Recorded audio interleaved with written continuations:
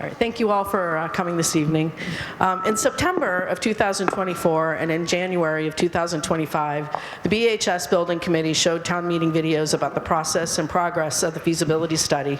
In November of 2024, we held a community meeting showing the first in the series of videos, and tonight we'll show you the most recent video in the series. The Building Committee has been working with Doran Whittier as the owner's project manager and Tapé Architects to perform the feasibility study. This team has been hard at work since that time. April through June, we had visionary workshops. These workshops involved teachers, administration, students, and parents. These workshops provided a list of priorities and considerations which helped direct the Building Committee to design building options. We were presented with over 10 options to review, and as a result, our working groups have been meeting continuously as well. The video you're about to see will provide you information on what we have accomplished so far and provide information on 5 options that have been selected to advance to the preliminary schematic report phase. The Building Committee, working with both Tapé, Doran Whittier, town committees, and the general public will ultimately identify a preferred option. We expect to complete this exercise in the spring of 2025. The preferred option will also include a detailed estimate, very similar to what was presented to town meeting for the police station this past spring, where the funding was appropriated for the building of the new station. Please enjoy the video.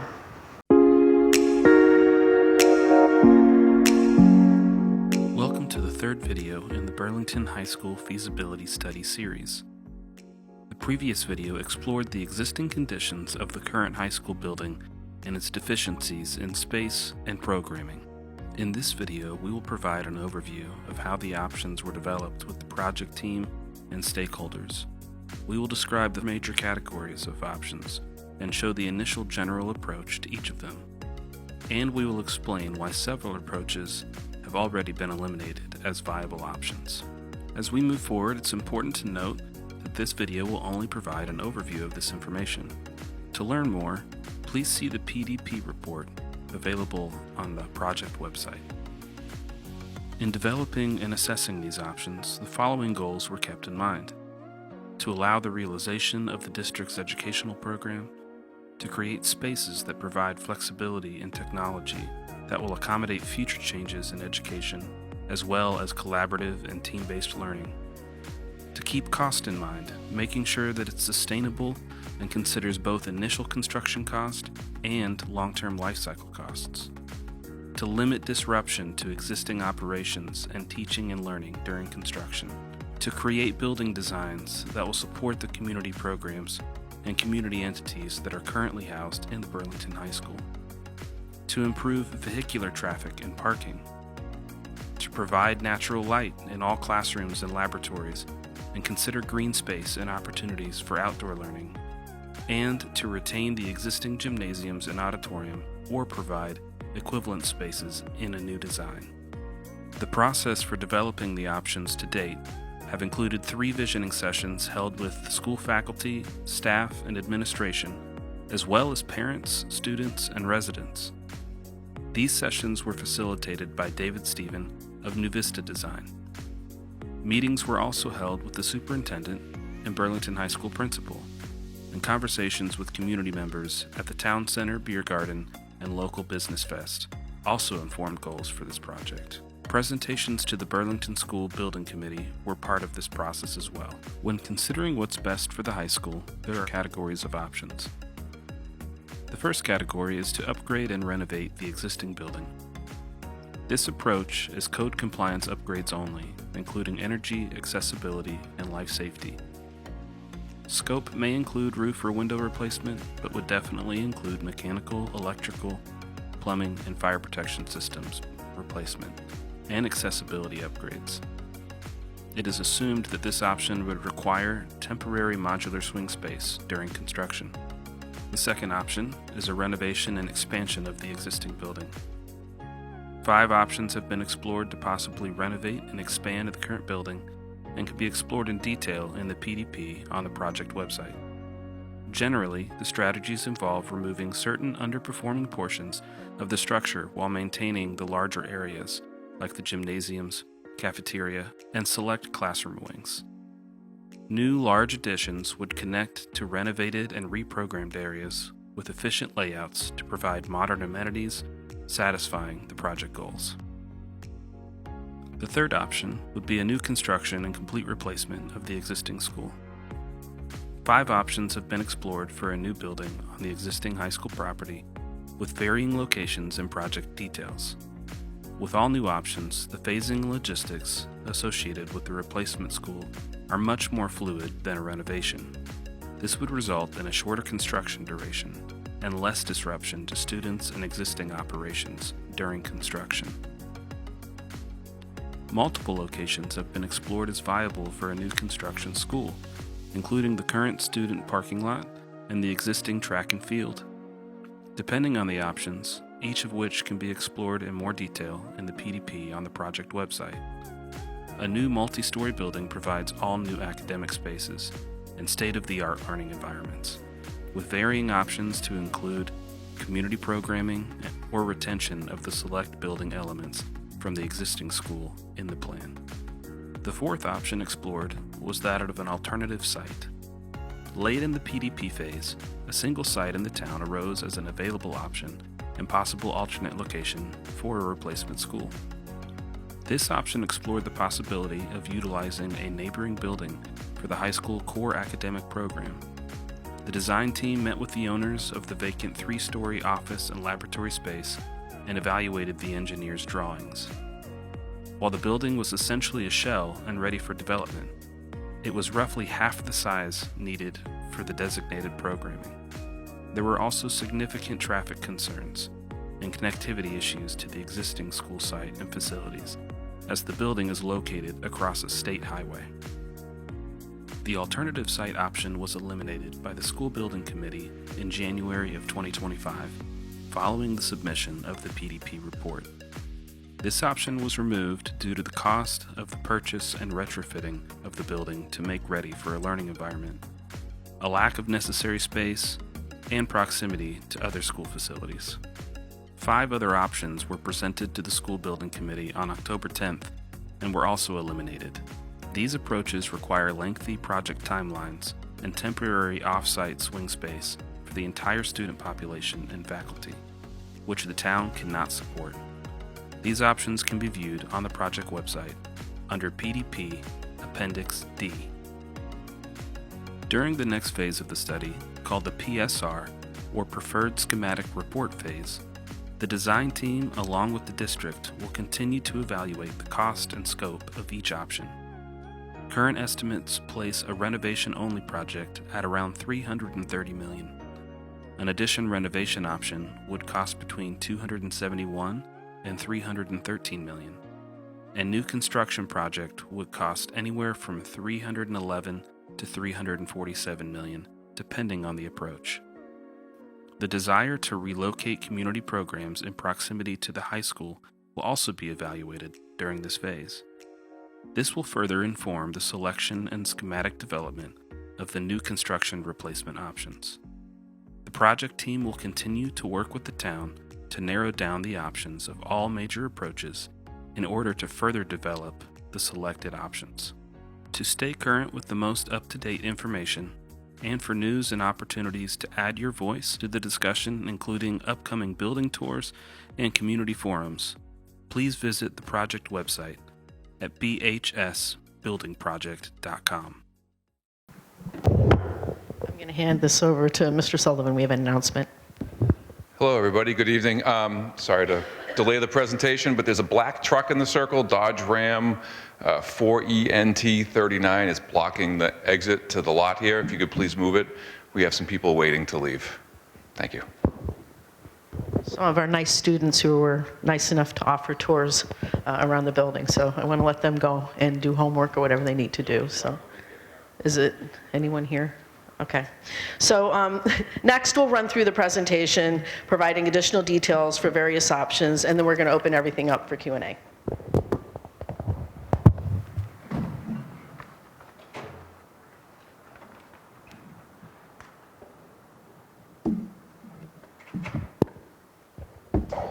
All right.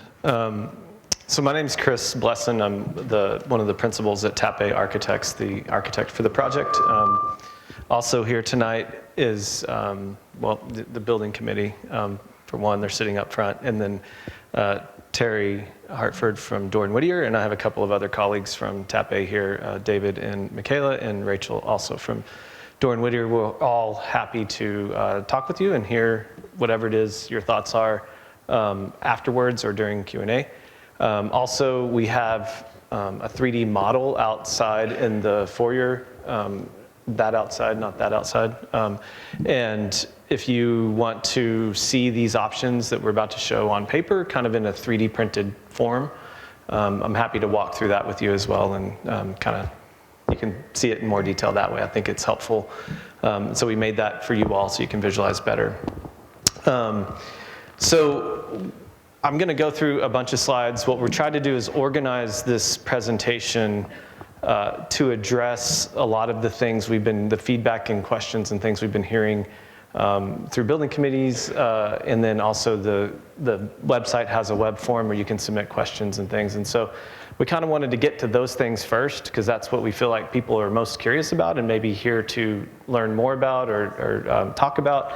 And so we wanted to do that first. So here we are. I'll go through that, and then we'll talk through the options a little bit, and then get to some Q&A. So we wanted to make sure we oriented everybody correctly. We've had some feedback and comments on labeling streets and neighborhoods. And so on this, you can see the different, I think you can read that. But Sunset Drive, looping around the left side, and then coming into the school on the left top. Then you've got Valley Circle, Spruce Hill, and Independence Drive. Cambridge Street is consider it the bottom of this drawing. And we wanted to just give some proximities to the building, so you can see that egg-shaped circle there. I think that's actually an oval in technical geometry terms, but the radiating circles are 100 feet, 200 feet, and 300 feet from the building. And so if you live on one of these neighboring properties or streets, you can kind of give a sense on, in terms of feet, how close your property might be to the existing layout of the building. Another thought here is on the renovation and development portion of the building. So as part of the process with the building committee, there was a vote taken that we need to make sure we include within any option that we work on, accommodating all of the non-high school education components or non-high school components.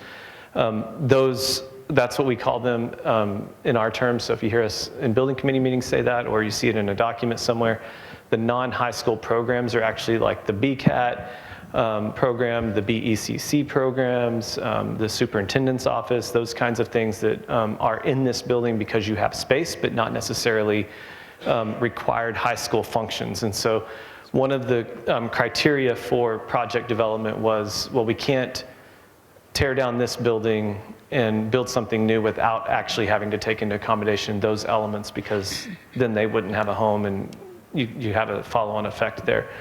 And so in doing that, we came to this conclusion that the middle of the building, and that's why we kind of wanted people to take tours, because the building actually has 9 first floors, 3 second floors, and you can't access the second floors one from another. You have to come back down and back up. And that also is the part of the building where all the classrooms that don't have windows, over 50% of the building doesn't have outside windows in them.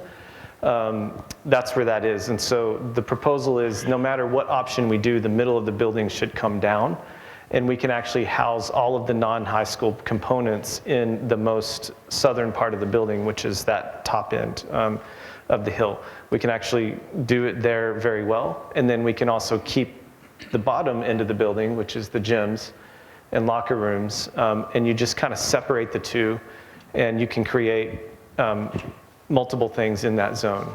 You'll see some proposals that we've done in that zone. Actually, one of them's on the screen right now, and it's the idea of moving a field there, which would be accompanied by if you put an option on varsity field. But the top diagram in this picture shows you the existing building as it is today, the section cut through that from the top of the building to the end, looking through it. And you can see how it cascades down the hill. There's the red box in the middle shows the part of the building that would be coming out. And then on this diagram on the down on the bottom, you can see a proposed condition of, in this particular one, we're showing the field, but you can see that that's there. And we've talked about this gray spot that's the storage, labeled storage in the top and not labeled in the bottom.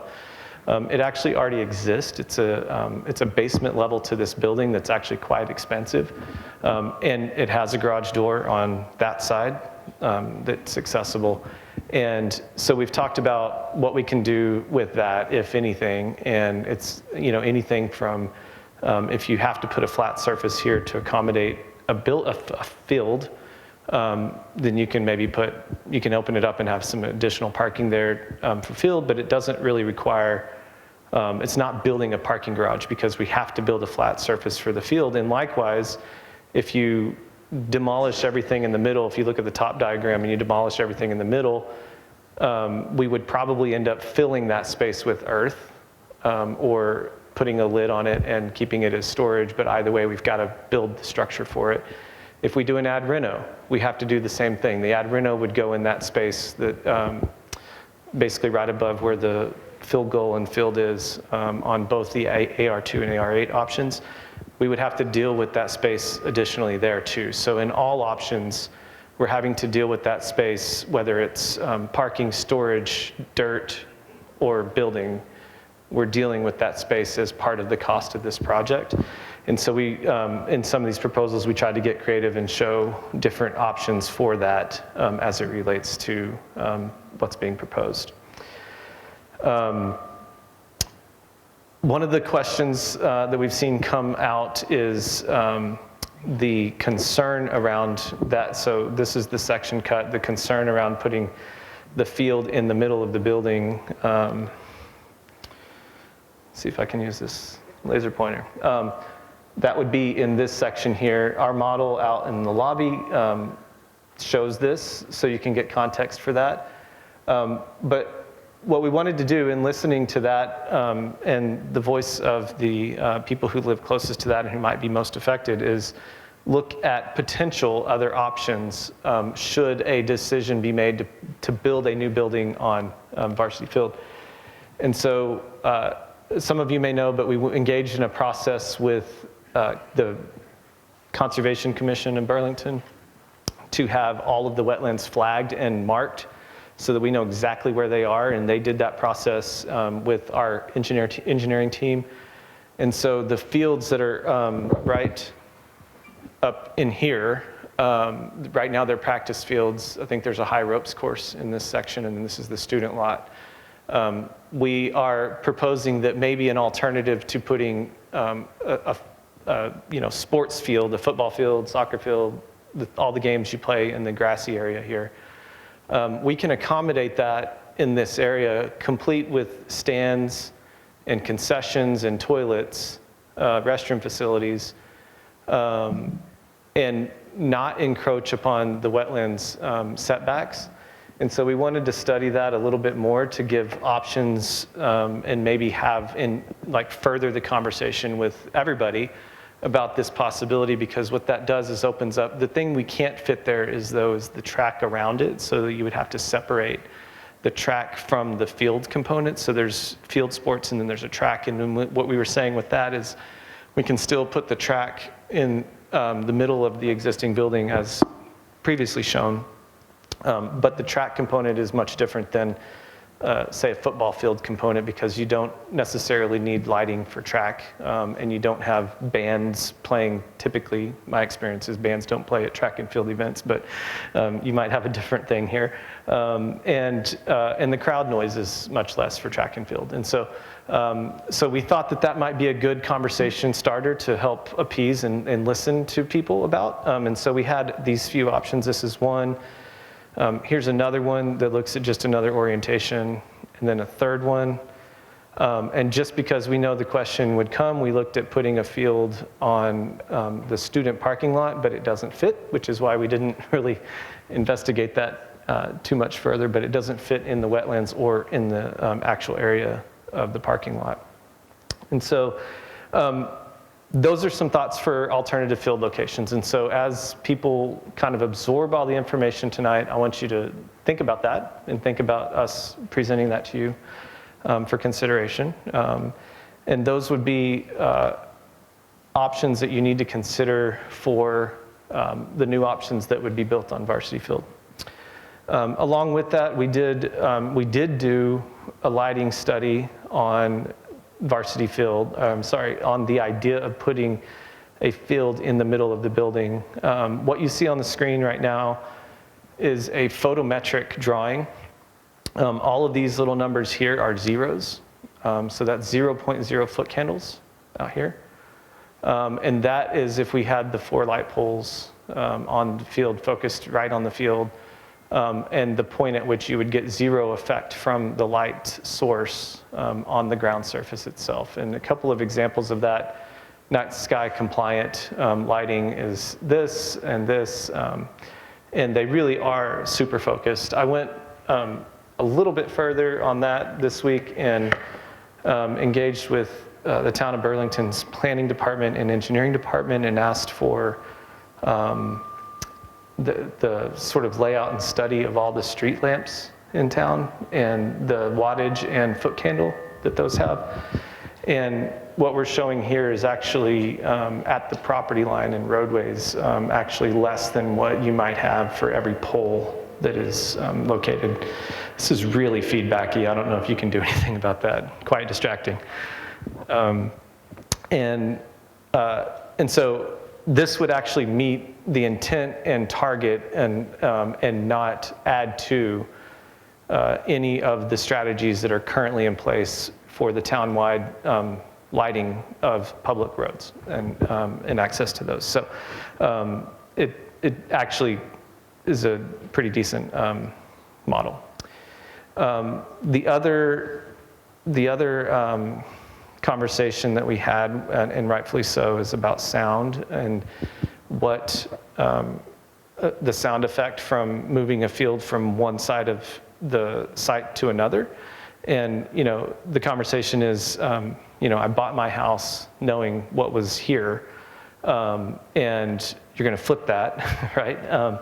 And there's neighbors that currently live next to the field itself, Varsity Field over there. And so everybody, there's, both sides of the conversation are present, no matter which side you're talking about. And so we wanted to do a sound study. What we did do earlier this year was we sent out acousticians. They bring sound boxes and we measure the background noise for 2 weeks. And we collect the data, and it's like, I think it's a periodic amount of time. I want to say it's like every 5 minutes or something like that for an entire 2-week period. We analyze that, get the sound data back, and the average for that 2-week period for 4 sound sources scattered around the site, and they were, get my bearings here, there was one on this side, this is Arlington Road up here, there's one on this side, there was one over here, and then one down here. So we tried to circle the building, and the average sound reading was between 50 and 60 decibels, depending on different spikes. And we actually excluded some data related to noise from mechanical systems because we didn't think that was necessarily fair to include because it arbitrarily spiked it up. But the average was between 50 and 60. Then we can layer into that the proposed field, which you see on the screen right now. Again, this is the gyms and fitness as labeled on the screen. This top end would be non-high school programs. And then we would consider putting the stands for the games on this side of the stadium. It really probably could be either side. I don't know that we would do both, but that could be developed. But the sound source for games like high school, the data that we find is that in the sort of most cheery points, the loud points, you get to about 100 to 110 decibels at the source. And the way that sound data, it's a logarithmic engineering principle, but every bit of feet that you get away from the source, it exponentially is decreasing until it starts to get flattened out, and then it like starts getting less and less. And so the initial drops, you can see like an initial drop in the first 100 feet is pretty substantial. It goes from like 100 to 70, but then as that log kind of flattens out, as it gets further and further away, you just have this background noise that might exist. But by the time we got to 300 feet from the source, we were about 60 decibels, which is about what the background noise is that we measured over a 2-week period in this vicinity of the building. So question would be, would you hear noise from the site? Yes, you would hear noise, right? You hear noise now from the football field that's already there. Would it be any more offensive than, like you can see on this chart that 60 is about a normal conversation or dishwasher happening. So if you and I were to have a conversation about this level in front of your house, that's how loud the 60 decibels is. And so, you know, it's in the ear of the beholder. I'm not here to tell you what's offensive to you and what's not, but just the data alone says that it would, at its peak, kind of match the baseline that we've observed scientifically with noise boxes. And that's without doing any other noise mitigation things that we do with projects nowadays all the time. This is a site section. The right-hand side of this shows the existing building in dashed lines, and then you can see the bottom shows kind of a line of where the field might be and the track, the buffer zone. These buffer zones are important. We didn't model that with the decibel readings that we had, but any kind of vegetation or berms or anything that you have that help absorb sound or deflect it, including buildings on both sides of the field, help mitigate the noise factors all around. And so the buffer zone there, and then you have the travel lane and parking, which exists today, a treed area along the property edge, and then the neighbors 50 feet. And so this is just a diagram to show that, but also to show that the other way that sound works is a sound source that's higher in elevation than a sound source next to it also has an effect on, it's not just a linear, like if it's higher, it's less sound. And so I'm not an acoustician. I can get the acoustician to come and give you more of that, but this is just to show that like those lines would be around the second floor, third floor of neighboring properties. And all of this data was conferred with on the acousticians that we use on these projects. So those were the acoustic concerns. We've also heard about water, and we wanted to take a very serious look at water. It's a major component to any project that we design.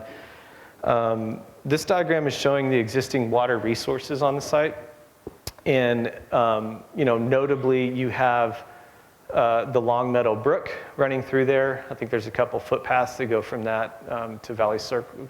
One footpath that goes to Valley Circle, I know. We walked that today, and then there may be other pathways through the woods.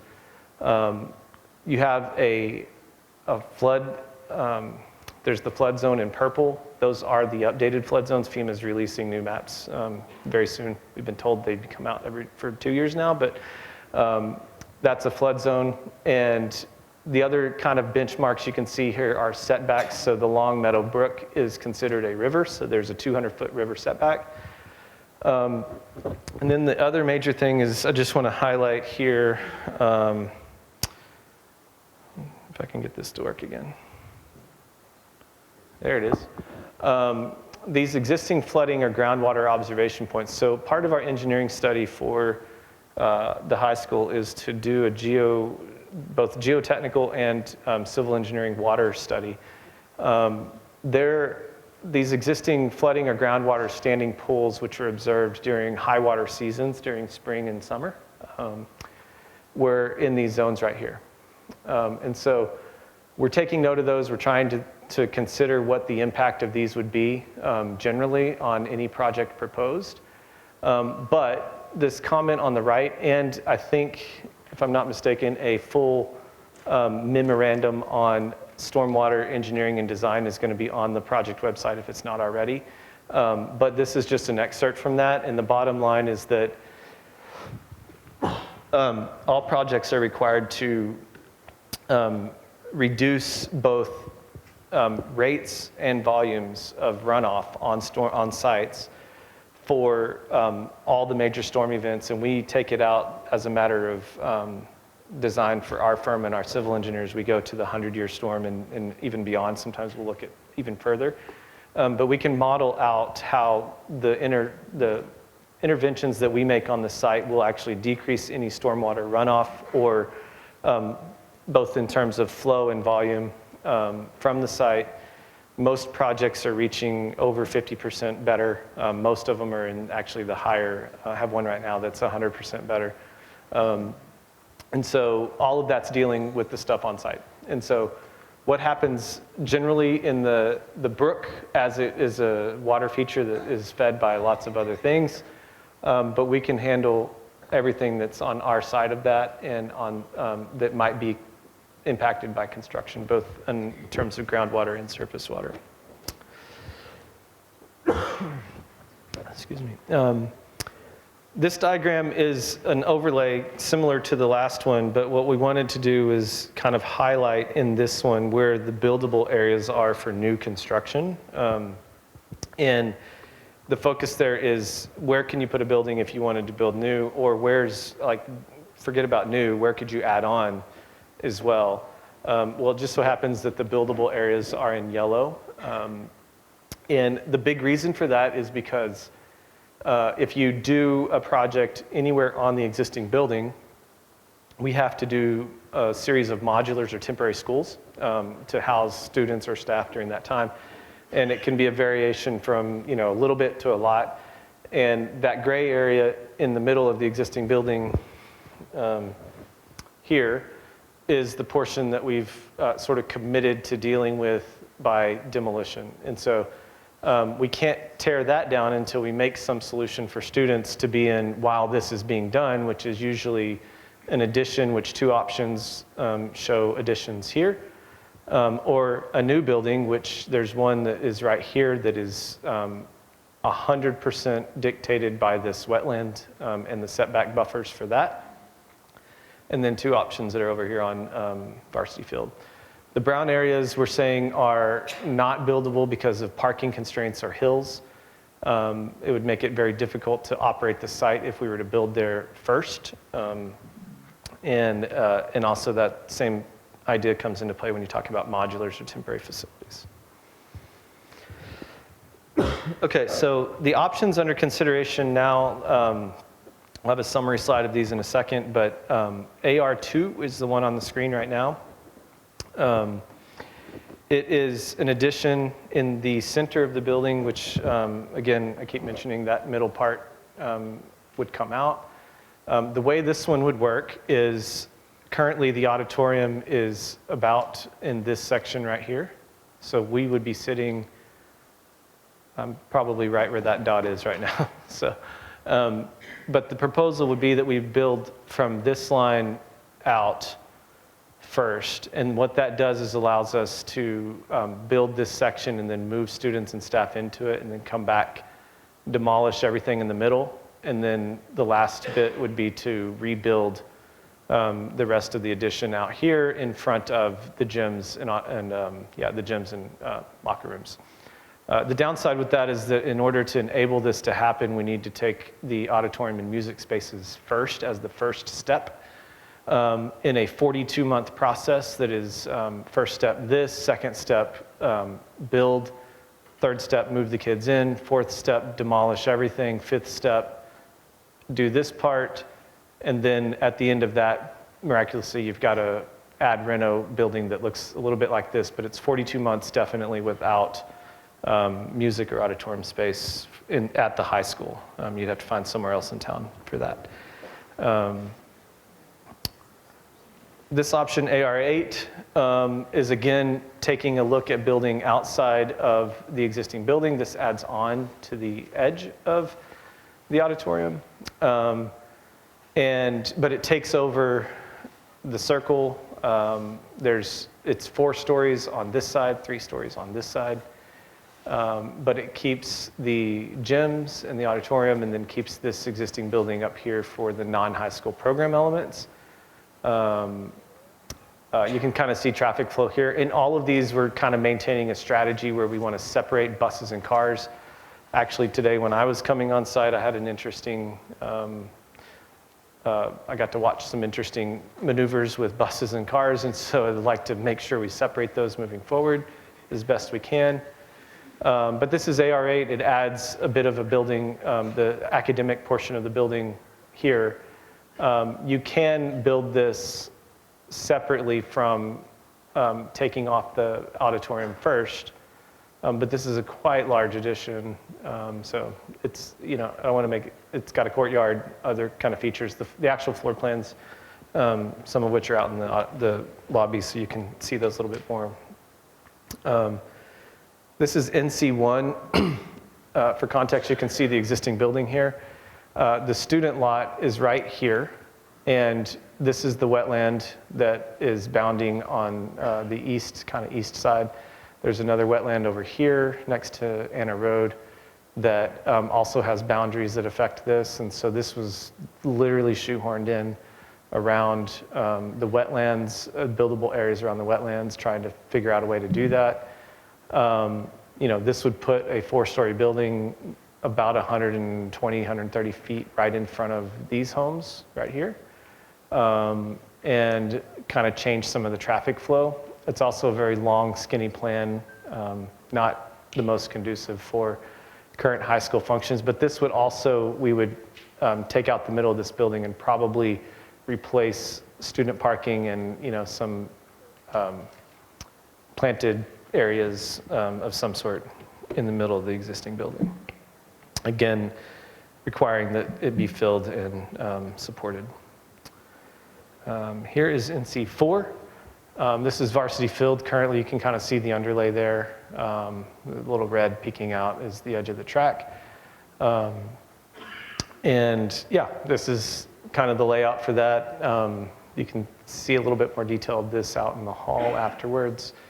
But the big idea here is that we can build the complete school on varsity field, move all school faculty and students into it, and then deal with whatever we do down there at the existing building. We can deal with that separately. This building would come with a new auditorium and a new gym included in it. And then you would have the bonus effect. And this gym would be more of like a PE-sized gym. It'd still be a full-size court, but probably a little bit smaller in space than what you have in this building right now.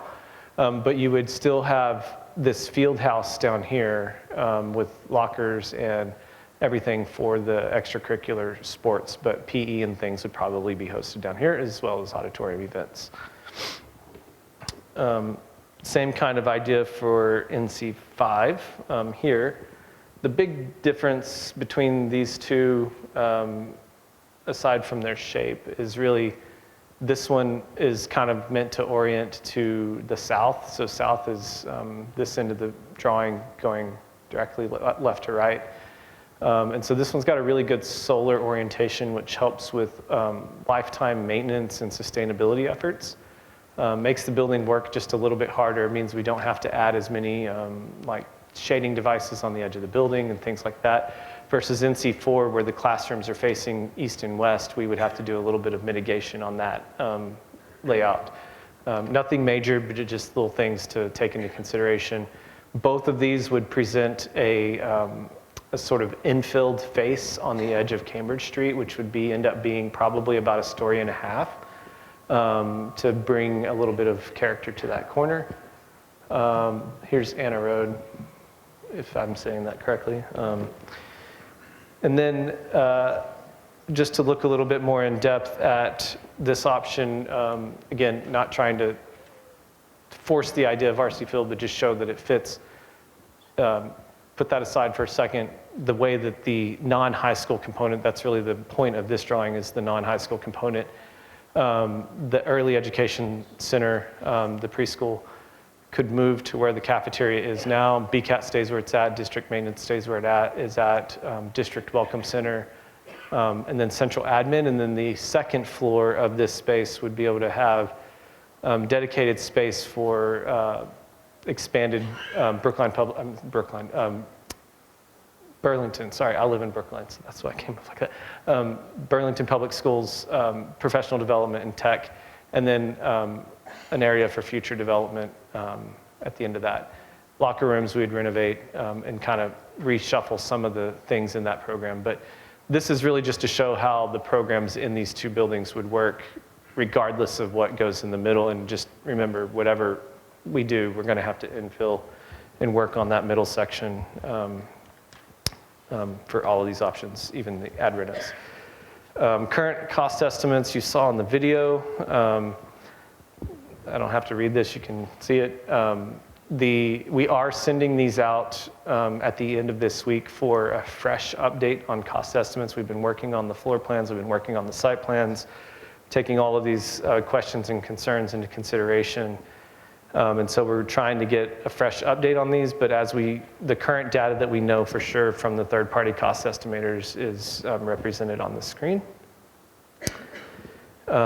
And then this is the overview of the options that are on the table right now in C1, 4, and 5, and then AR2 and AR8. The other options have been taken off the table, as the video said, for various reasons, from length to educational capacity to all kinds of things, and those notes are both in the notes for the building committee meetings. They're available online, and they're available in the PDP document as well. You want me to do schedule? Okay. Yeah? I'm doing good? Okay. Okay. So project schedule, we are sort of midway through PSR. That's a preferred schematic report defined on the top right.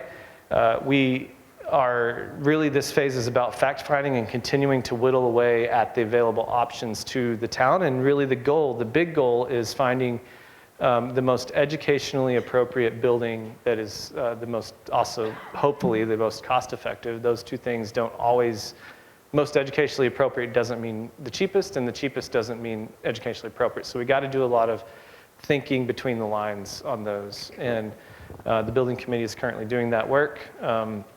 We have a meeting tomorrow night as our next one, and then another one in March. And we are trying to whittle down to an actual preferred option, in the spring of this year. And that is the kind of charted goal for now. That means to you that if we followed that schedule, that you may end up getting the vote this would most likely require an override, but you have a two-step process, town meeting and an override vote. So it's a town meeting and a ballot election. We think that might happen in the fall of 2025. If that happened, then you would be another year or so in design and engineering, and then probably shovels in the ground sometime early first half of 2027, and then the various timelines on this slide would apply. So anywhere from 36 months total project to 48 months total project. The caveat is that the ones on the top produce the fastest path to actual full occupancy of an educational building because the two on the bottom, AR2 and AR8, have all these phasing components. You'll have to like switch in and out. So the actual occupancy of one of the new builds would be probably 24 months. And then the remainder 12 months would be site work related to the demolition here and other things going on site. So that's what I have. I think we'll take Q&A, and people will come around with microphones, and I think Catherine will moderate that. I volunteered her to moderate that. And the project team will just take the questions, and we'll answer as many as we can. So.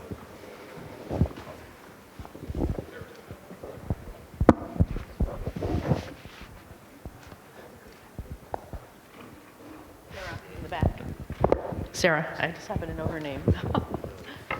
Hi, Sarah Walensky.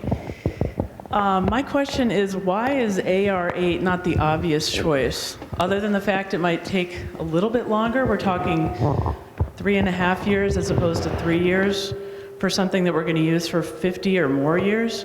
It seems incredibly wasteful to me that we're talking about removing a perfectly good track. I have 4 kids who ran track on that track, and it's in great shape. You're destroying that, and basically to swap the positions of a building and a track seems wasteful and just bizarre to me. It seems like the obvious choice is add reno, and it's also cheaper. So just wanted to weigh in with that opinion. Thank you. Well, Brenda Rappaport, Planning Board. If you look at the different options, is there a difference in occupancy? Can you have more students in one building versus the other options? No, they've all been designed for the same student occupancy. Off the top of my head, I think we did 1,100 is the number for students.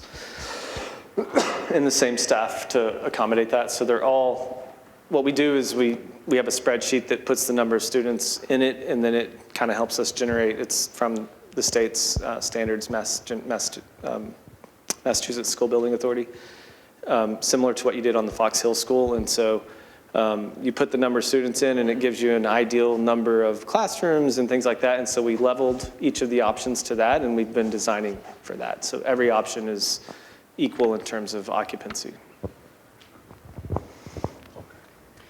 Hello, I'm Bill Boyven. I'm a town meeting member. I was elected by voters in the community to serve the community and to make decisions on the management of the town as part of town meeting, including financial decisions. I take that responsibility very seriously, and I endeavor to make sure that all expenditures are reasonable and to the collective benefit. In May of 2021, I voted to spend $725,000 of taxpayers' money to build turf field replacement and track resurfacing at the high school. $725,000. That's almost $750,000.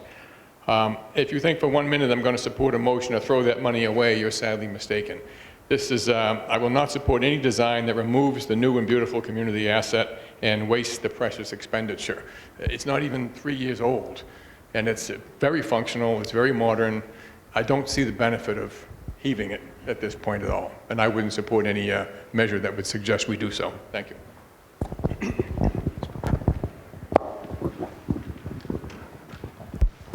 Hi, I'm Robert Krieg, longtime resident. And one of the things, and this is my fault, but I'd like to understand it.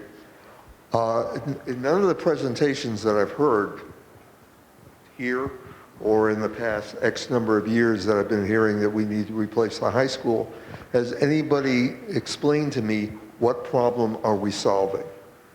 And if the problem is that the high school is old without any other information, I personally have a problem with replacing things just because they're old.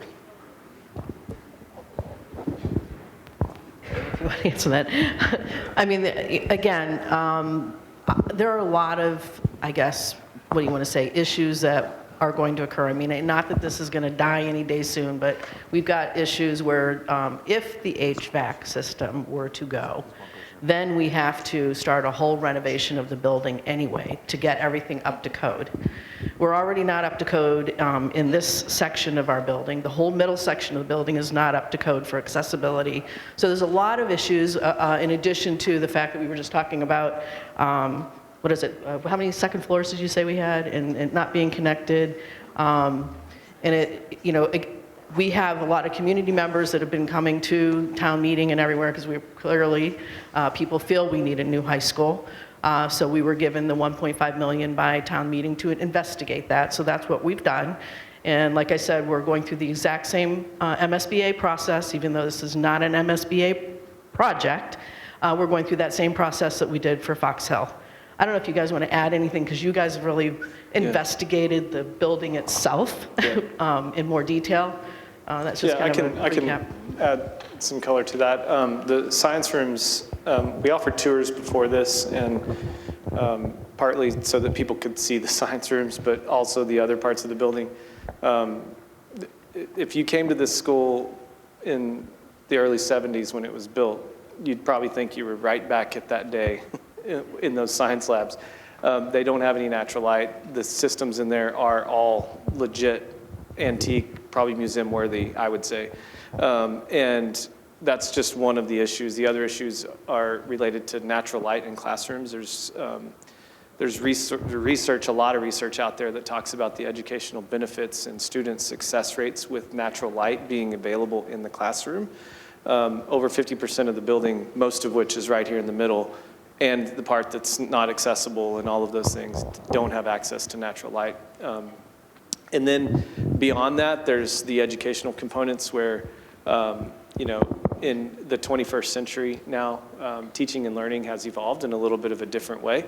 It doesn't mean you have to throw the building out and start over, but it does mean that certain things the district would like to do, certain initiatives they would like to move forward in, like STEAM and STEM learning, the whole idea of collaboration and critical thinking around teamwork and stuff like that is really inhibited with buildings of this vintage and this layout.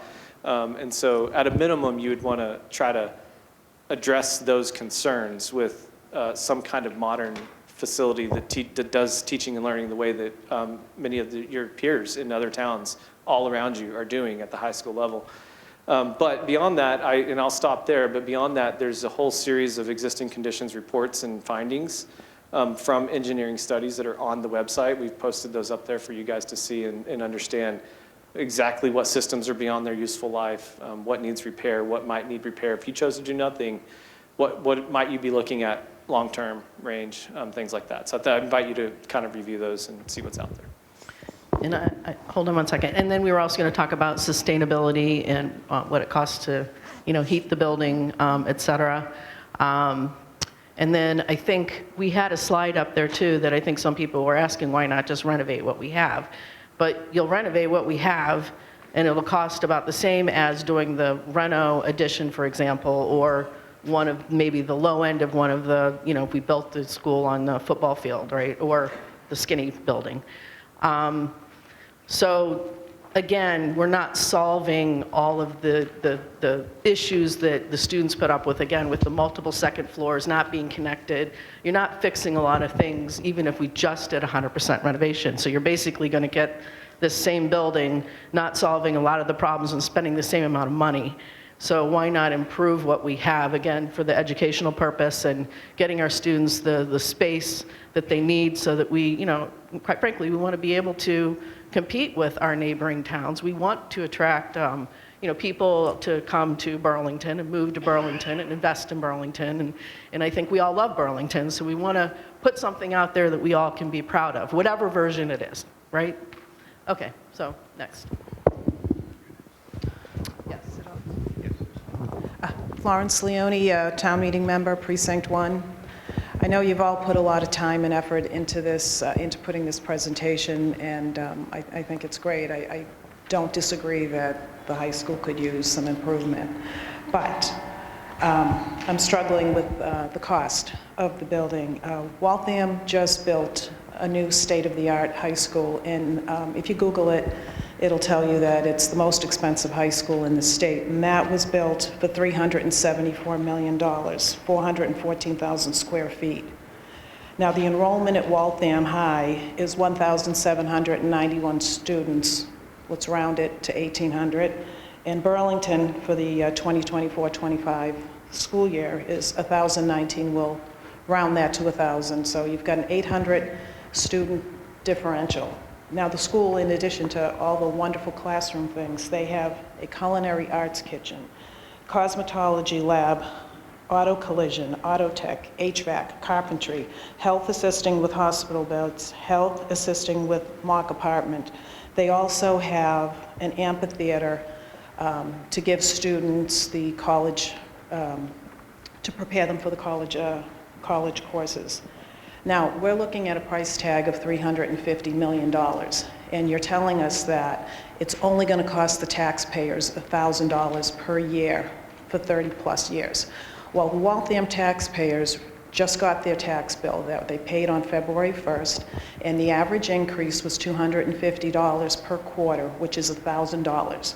Now, their population is 64,477. Burlington is 26,527 as of 2023. I just pulled these numbers off the internet. So they have 2.4 times more people in the city than Burlington has. And I'm assuming they have 2.4 times property owners and 2.4 times the property taxes. I don't believe that we're only going to get hit with $1,000 a year, not with a $350 million tax bill. I'm just having a really hard time swallowing that. And I know that Burlington High is not going to have any of those vocational or tech programs because they're serviced by the Shawshene Tech. So, Thank you. Up front, I think. Oh, someone, okay, you already have a mic, yes. Hi, I'm Jamie Weber. I do support a high school. I have a daughter who's a junior, and it is time that we address the issues with the high school. My question is, she's in sports, and there's a talk about a stadium. I want to know what studies have been done around the enrollments in sports, because the only thing I do is see a decline, and a decline in those enrollments in those activities. So to tell me we need to build this huge stadium when we're not putting out these athletes to, or keeping athletes to actually stay and compete in this town is very frustrating when you're putting out a cost in the numbers. There's been a lot of misspending. There's a lot of people that are watching the spending, want full transparency about bonuses and spending, and I have no problem supporting a high school. I do have a problem with the mismanagement and the misspending of the money and the funding and not full transparency. And I will be very involved in it, whether I put my kid in this district or outside this district. I am very vocal about the significant, and academically, we need to compete better academically. Like, we are not competing at a level which we should. And I feel if we're going to start spending money besides the school, we need to invest in academics. Thank you. Over here, and then if we can bring the mic down front, please. Oh, yes. You want to go down there first? I don't care. Doesn't matter. Hi, Joe Moretti, Chairman of the Select Board. My question is this. We've done a lot of talking about plans and so forth for the new school, which I believe we definitely need, no question about it. It's got to be a 3-year deal for this to go through, to be built from start to finish, roughly. What do we do with those kids for 3 years? Are they going to be in pods? Are they going to be in this school? Are they going to be someplace else? That's a lot for kids to go through as far as what they're going to do for their 3-year career at Burlington High. That's my biggest question, is what are we going to do? Because we're all here for the kids. I don't think anybody's here to go against the child to learn and develop. But what is the process for that? That's my biggest question. Where are we going to go with those kids for the next 3 years that this project goes through? And I am in favor of a new school, not the field. I like the field. It's beautiful. Thank you, Joe. So the question of what do you do with kids during construction? So the building committee has actually worked very hard to not displace students in modular temporary facilities for an extended period of time. I think that, you know, we're still, there's reports out, we're still recovering from learning loss of the COVID era, and we don't want to exacerbate that in any way. So I think that's a good decision, because it's not only hard educationally, but it's just when you see those trailers leave your site and go down the road, it's all that money going down the road, which is tens of millions of dollars for a project this size. Starting with the ones on the top, these are all new schools. That's a very easy equation, because you build the building, move the kids in, and then you deal with the existing building once they're gone. The ad renos are the more challenging part. AR8 is easier than AR2 because you can get most of the building in without impacting inside, and so you can, like, this is like building a massive, most of a high school next to an existing high school. So this is, you know, operational concerns, all that thing, but better because you can build this portion in brown, move all the kids and staff over into it, and then flip and start doing the renovation and repair of the site and other facilities around it.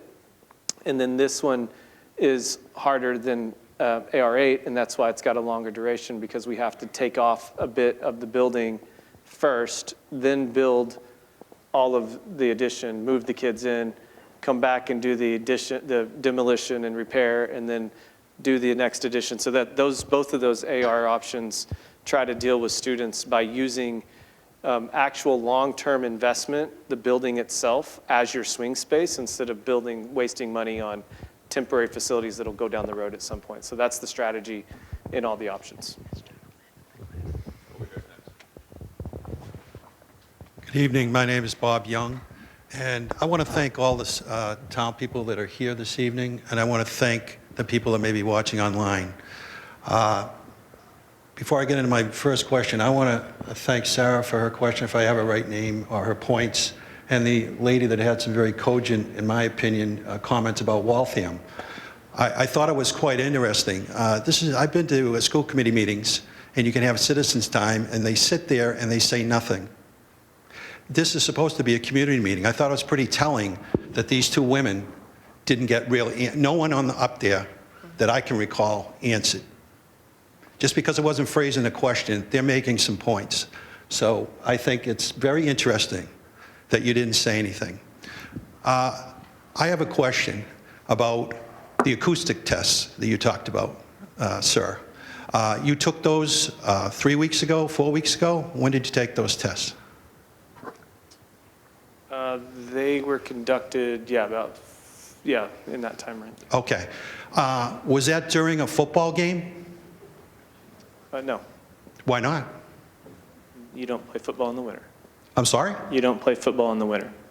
Okay. So why didn't you do it when the football season was going on? You were hired by the town during that time frame, weren't you?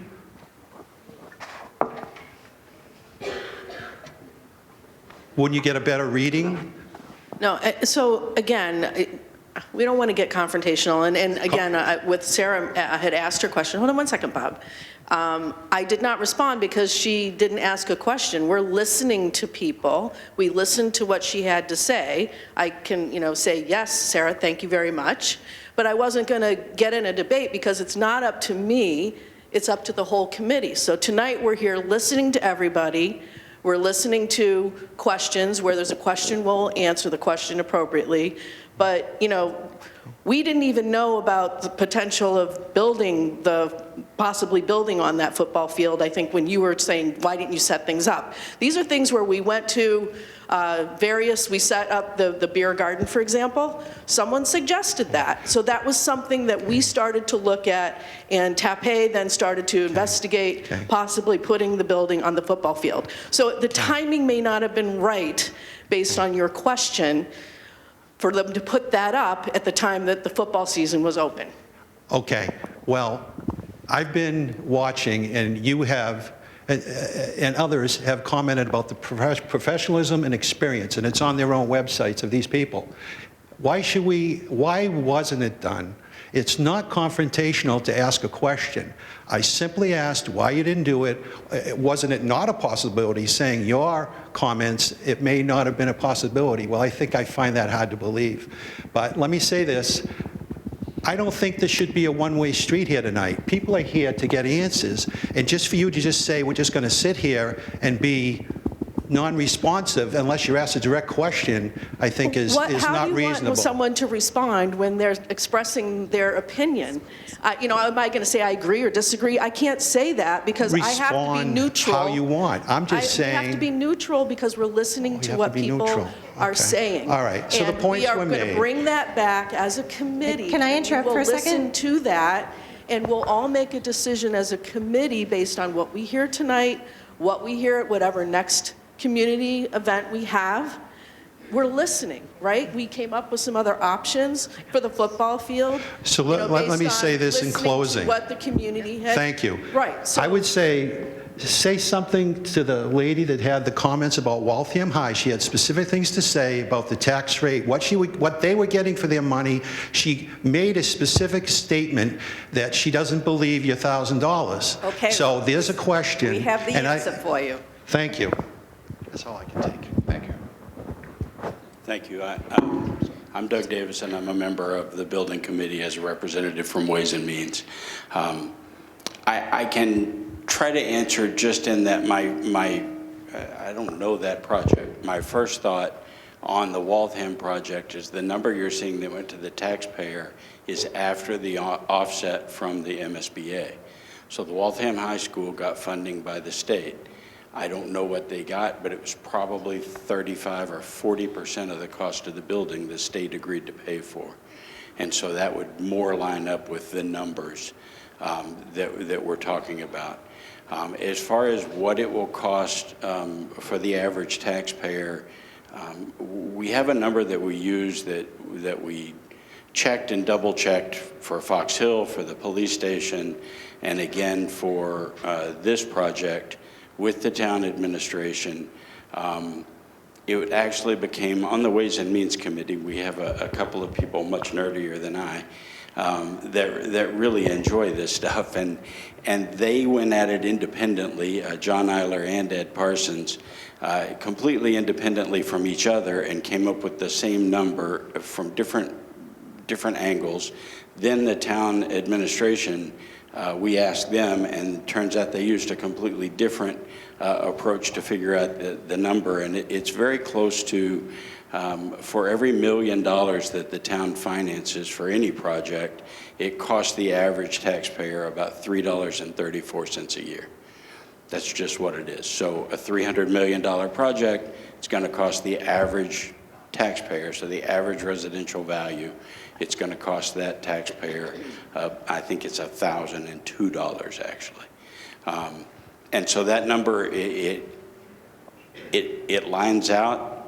You know, we know what it costs the taxpayer for money that we finance. We know what it costs for the amount that the operating budget goes up every year. You know, there's a few different ways you can come at it, but from each way it came within pennies to being about $3.34 per $1 million financed. And you know, all of those things use a 5% bond and a 25-year bond, and there are options that maybe we can beat some of that, so I don't expect that we'll exceed that number. It's more likely that it will be a little bit under, but we don't, you know, that's not what we're going to talk about. And then I guess I would add in, if I might, because I'm not sure, I think that we talk about it so often and in so many ways that sometimes we miss the more obvious answers. The gentleman that asked about why, you know, what's the need? I appreciate that. And I think we do look at needs versus wants here, especially because we don't have state funding. Nobody's helping us do this. It's been said and danced around, but the straight answer is we need to replace the mechanicals in this building. The boiler is well past its expected lifespan. It's been retubed, it's been repaired, and that can continue for a period of time. We may be a little guilty at some point of exaggerating that 15 years ago as we were trying to get the state to help pay for this. But the reality is that those systems have a lifespan, and this is well outside of that lifespan. It's the original boilers.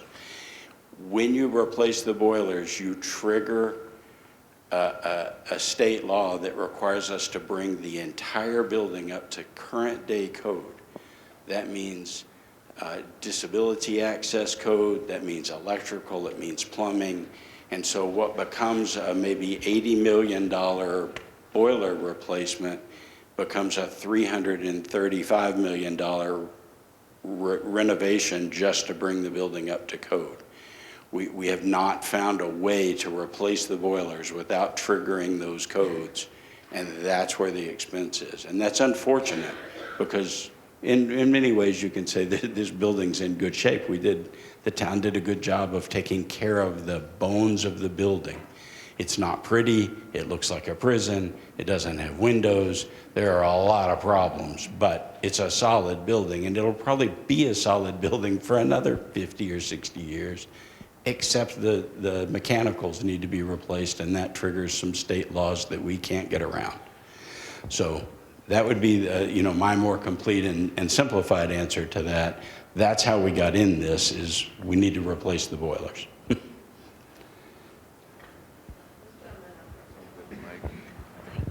she's next. I think I've lost my train of thought a little bit, but I think people are missing the point here. This is an exercise of investing in our children's futures, investing in our community, investing in our teachers. What it might cost on a yearly basis is what you'll get back through your property valuation, because it'll be a town that people will want to come to. I have a 6-year-old and I have a 2-year-old, and why we moved to Burlington 4 years ago, so I'm relatively new here, was actually my local community. When we actually turned up, it was 2020 during COVID, we were surrounded by neighbours. That's actually why we moved to Burlington. But we have to think about our children's futures and what school we want to send them to do. And it's not just about what you read in a book. The education is about their whole schooling experience. And I think it's really important, especially when you're looking at some of the other town schools and the programs that they have. And for me, as it currently stands, I wouldn't want my daughter to come here. I want her to have a new, shiny new school where she can have an amazing experience. So, firstly, I think we should be doing the whole new school, all the new facilities. I think it's an amazing thing, and to be angry at investing in our children's futures, I think is just completely missing the point. Thank you very much. Yes, you. What's your name? Brenda Rappaport, Planning Board. Oh, yeah, I can't see. A shiny new building She's next over here. A shiny new building doesn't equate to academic efficiency. So I'll start with that. Bob, I appreciate your passionate enthusiasm. Some of the questions that are being asked aren't being answered at this time. So I'm asking, if they're statements and they're not posed as questions, will they be addressed on your website, or how will those be addressed? Like, how will the comments be addressed? I can't hear you. I'm really sorry. I said, if people are posing issues and they're not being addressed as a question, how are the comments going to be addressed? Will you send out like an email? Will they be on the website? Okay. Yeah, so again, what Bob's talking about, he's attending, like tomorrow night we'll have a meeting, right? So when we hold a regular school committee meeting, or we're holding a building committee meeting, such as for Fox Hill or for the high school, we have the public section where people come in and they can make statements that may not be on the agenda, right? And so they'll ask a question, but it's been the standard that we don't answer those questions at that meeting. Tomorrow night, we'll be answering the questions that were asked at the last meeting as part of the agenda. If people are asking questions on the website, we're answering those people within 24 to 48 hours of their business days of their asking those questions by clicking the link on the website. If people are sending individual emails to us, we're trying to respond to the individual emails. So we are addressing and answering those questions. We have a Q&A section that's on the website right now of some of the common questions that are asked in general about these types of projects. We've also addressed and answered some of the questions that we've been hearing over and over again from people, whether it's in an email or whether it's from clicking on things. So we are putting those in the Q&A section on the current website. Thank you. So I want to piggyback off my last question. If there is, if we're looking at occupancy for, it's the same off each option, does that align with the growth of the town based off of the new zoning of housing that's recently been approved? So I may have Dr. Conti answer that question, but again, the model that we used, again, is the MSBA model for what they feel growth will be or won't be, right? So what we did was, I believe the MSBA model put us at, I think 1,000 students or something like that. We decided to add an extra 100 to accommodate for potential growth. And on top of that, we talked about this at a recent, one of our meetings that we have with our design groups, et cetera. Just like with Fox Hill, we wanted to make sure that with whatever option we decided on, that there's a way to do an addition if all of a sudden there was some big burst of people having 3 and 4 kids again. But the reality of it is most people are not having as many children today. So we don't foresee at this point that we're going to burst out of the seams. But we are trying to plan ahead. Last question for you. Are there any other high schools that have been built without MSBA funding? And if so, which towns? We did investigate that. Yeah, there are. I think we would have to request if we can get back to you with a list, because I can't recite it off the top of my head. But more, yeah, we did a list of schools that have done the field building switch, and yeah, I think we'll get that on the website. There. Hi, Michelle, that is very loud. Michelle Huntoon, I'm also a town meeting member, Precinct 1. How you doing, Bill? I agree with everything that man said. I think he said it very well. I'm gonna try to address a few different things. I don't have a question. I think you've been doing great jobs when you are asked questions, but I don't have one specifically at this time. First, I sincerely hope, and I love the engagement here tonight, I sincerely hope that people are not going to go out of their way to try to derail this project. Whatever form it takes, whether it's a renovation or a new build, it needs to happen. And the longer it is put off, the more it's going to cost. That's a fact. You were talking about Waltham. This is just from my lived experience. This is not from pulling any numbers. I lived in Waltham for about 8 years. It is majority renters. So that's going to give you a difference in who's paying property taxes. I didn't pay property taxes there. Neither did any of my neighbors. We were all renters. The majority of that city, that's what they are. As far as building the most expensive high school, you're going to just get a tour of my life here. I grew up in Newton, Newton North. That was rebuilt right after I graduated. That was the most expensive high school. The longer you wait, every high school that's being built, one of them is going to continue to be the most expensive. That's just cost. That's how it works. We need to invest in these kids. We need to invest in our community. As far as what's wrong with this building, I think that has been addressed. I went on a tour. I bowed out at one point because it was very depressing, and the classrooms were slightly disorienting. But what really got me was the boiler room with all the signs about the asbestos. That was really, that needs to be changed. As far as digging up the track, I appreciate that money was spent on that. By the time ground is broken here, I think that track would be on year 7 of 10. So we would need to be spending money on it pretty soon after anyways. I've heard a lot of feedback about people being upset with putting the stadium where the school is now, like the neighbors, the abutters. I think a really great compromise is what the architect brought up with putting the field in one area and having the track in another. I think the feedback has been great, and I think compromises can be found. Share your thoughts, they can work on it. But at the same time, we've gotten so far. $1.5 million went into a feasibility study. Let's not throw that away. I like the new builds. I think the idea of not disrupting students and getting them into a building faster in 36 months, 3 years as opposed to 4 years, I think that's something we really need to consider. Let's see. Is the money worth it? I think yes. I think all of these, from what I've seen, are in the same ballpark, and it's crazy to think, 310 million versus 350 million. It's a lot of money. It's more money than I'll ever see.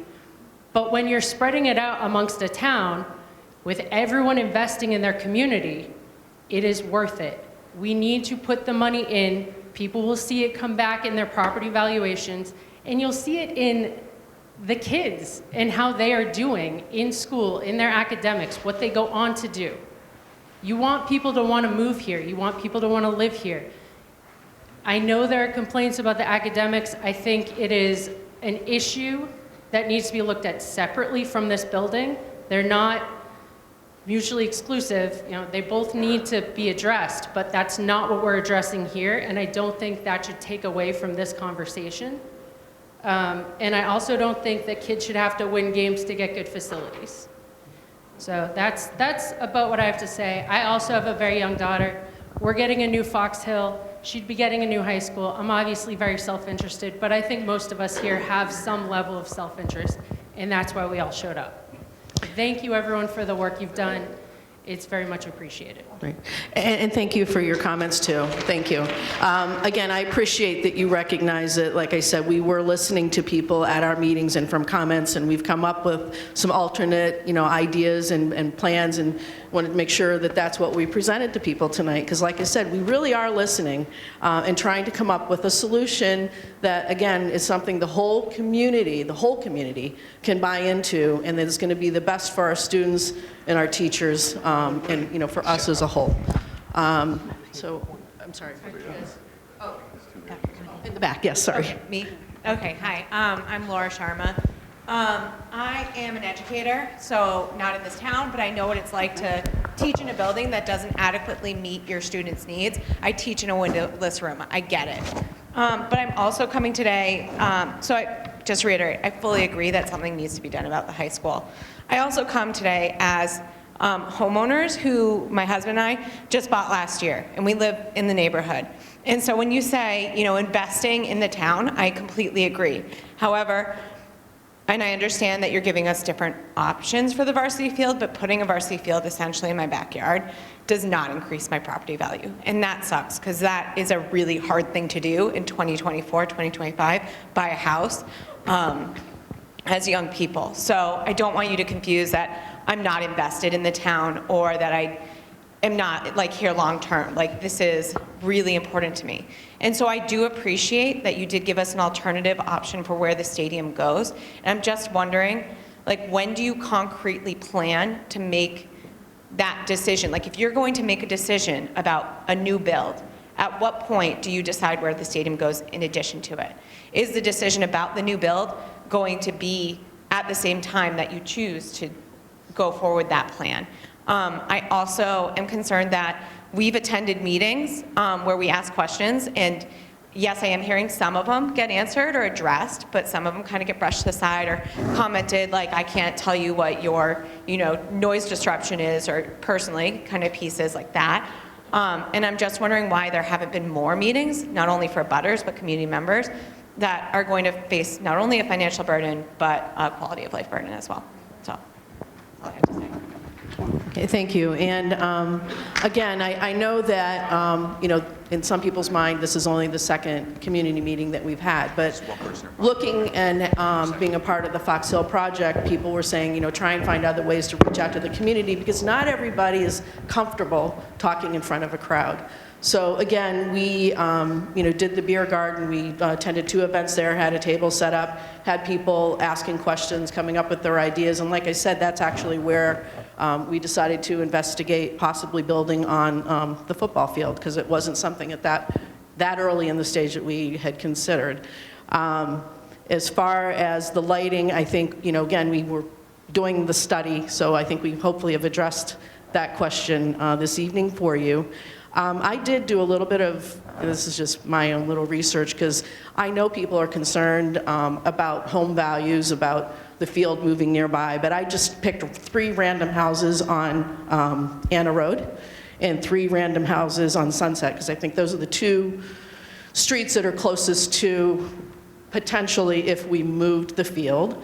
And then, of course, Anna Road is already abutting a current field. And when I looked at the house prices of the 3 that I randomly picked on Shady Lane and the random 3 from Anna Road, it's all about the same. So their property value is not any lower on Anna Road than it is on Shady Lane. So I get your concern, I totally do. But again, I think as this gentleman said, that people look at how good your schools are. They're looking at what you have to offer. High school, we're building from the elementary school through the middle school, we're building these kids' skills so that they can, for those who want to go to college, to go to college, those who want to, go into the military, can go to the military. We're trying to build their skills and give them the best base that we can with our buildings, with our teachers, with our administrators, supporting them any way we can. So again, I understand your concern, but we're trying to work this out for the whole community. So we are listening, right? When do you decide between hold on. the stadium and the Yeah, I'll let him answer. Okay. All right, so I think the big thing there is that when we started to look at, say, compromised versions of the field divorcing from the track and what can we do, I think it's the acknowledgement that probably everybody in this room, everybody at the table, the professional team, everybody wants probably the same outcome eventually, which is a premier educational facility for the students in Burlington. And I'm probably going on, I don't think I'm going on too far of a limb by saying that. And so the study of different field options allows us to kind of decouple the choice of a building on the varsity field location with the sentiment of putting a field right here that affects, you know, in your view of it, your quality of life, or, you know, the characteristics that you put around that. And the committee, I don't think, wants to take light of that, but they also would want to say, is there a way to evaluate the options from the best educational outcome we can produce with the money we're going to spend? And believe it or not, the $350 million plus you're going to spend today will be the cheapest dollars you can spend, because every year that goes by is going to be more money. And so what we're trying to tell you is that if we can think about it in terms of educational appropriateness and divorce the idea of what we feel about the field, and then the field obviously gets layered back in, we can't ignore it, right? But if we can say what is the best option, then we can take those tools and say, how do we address the need to either replace the field or not? And the ad renos don't replace it, you know what I mean? And so I think that it's a little bit of maybe a two-step process, but I think we need to identify the best educational building first. Yeah. Thank you. Good evening. I'm Eileen Sickler, and I'm also in favor of a new school. And I agree with Sarah's comments in terms of AR8. It just makes the most sense. I was at a recent meeting, and one of the architects, it may have been Chris, mentioned that there was about 40,000 square feet for the non-high school programming, and we mentioned it tonight. The central admin, BCAT, BECC, district maintenance. He also said that 40,000 square feet translates into $40 million, and that's $1 million per 1,000 square feet. So while keeping the current configuration of the non-high school departments is a nice to have, I think some or all the $40 million is way too much, particularly in light of the vacancy rate that we have here in our commercial buildings. So my question is, what is the case for having that 40,000 non-high school space, or $40 million? Why is that included in the cost of these projects? Assuming that it is, it appears that it is, but not sure about the grids and the costs. So I'll do my best to answer that, Eileen. I don't know how long you've been in Burlington, but were you here when Wildwood School was closed? Okay. So what happens if you abandon a facility? Like, let's say you build a new school at the high school level, and you abandon the facility because you don't have the money to fix it. Then it deteriorates, it rots, it eventually gets torn down like Wildwood School did. And we don't want that to happen. This is a vital building. We can't fix the middle of it, but we can fix the top and we can fix the bottom. So in order to have this project be worthwhile and not leave us with a mess on our hands, we have included in the project those very important things that are housed in both the top and the bottom of the building. And it will require some renovation, but it will also require the demolition of the middle of the building, and that's why we have to pay for it.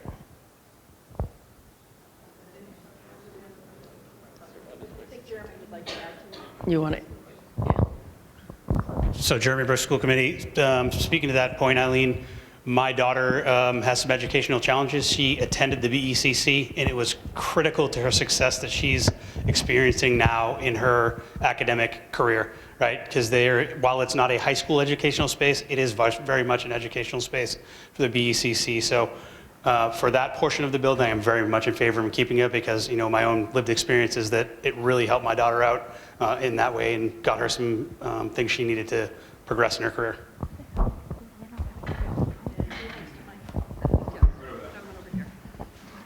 Hi, Tom Daniel. I've been a resident for 51 years. I moved in shortly after they built this wonderful complex for 2,500 students. The amount of students we currently have, you're saying it's 1,000. I see a problem with doing some of the things you're talking about. I think all non-high school activities should not be in this complex, especially this daycare unit or whatever you call this over here. If you see what goes on that I see out the back door, they shouldn't be anywhere around here, number one. Number two, by getting rid of all these non-high school activities, you'd have room to move the students in one area while you build the other area. I think that hasn't been studied. You studied moving high school to Corporate Drive. What about the non-high school activities to Corporate Drive?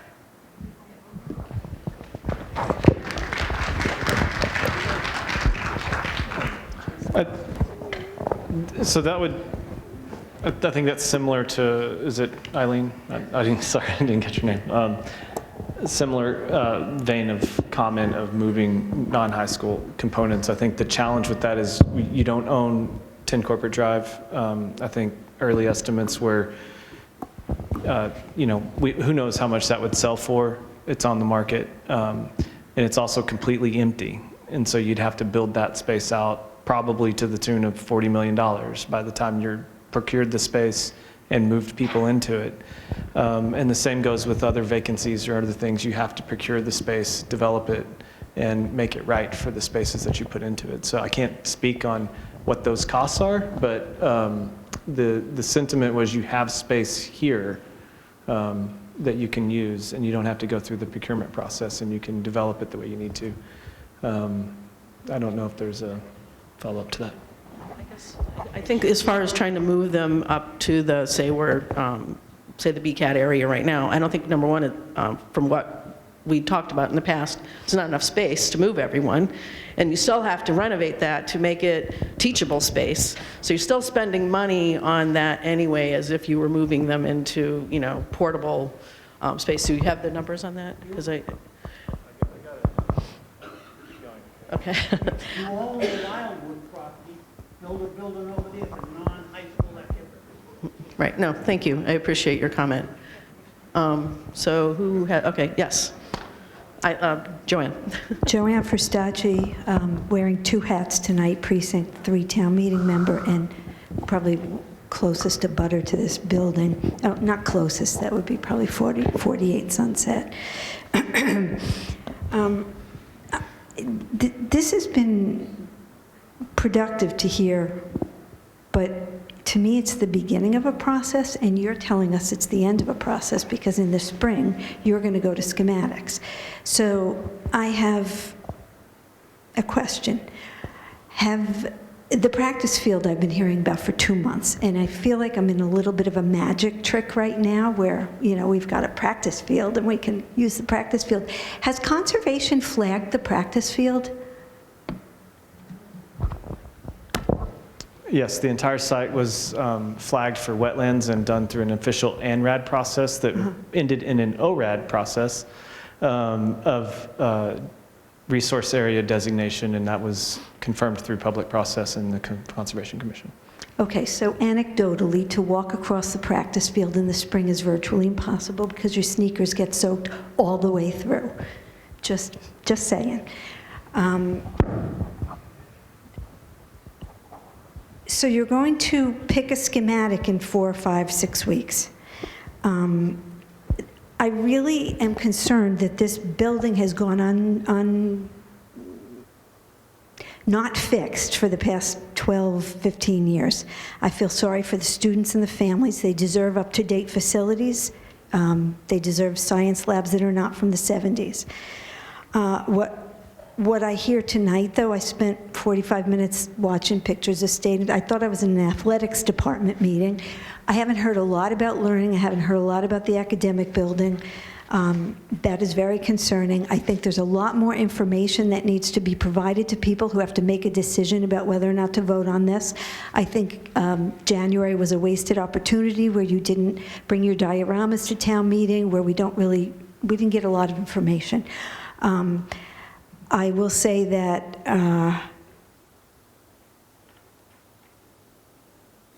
I am really concerned to hear such a non-scientific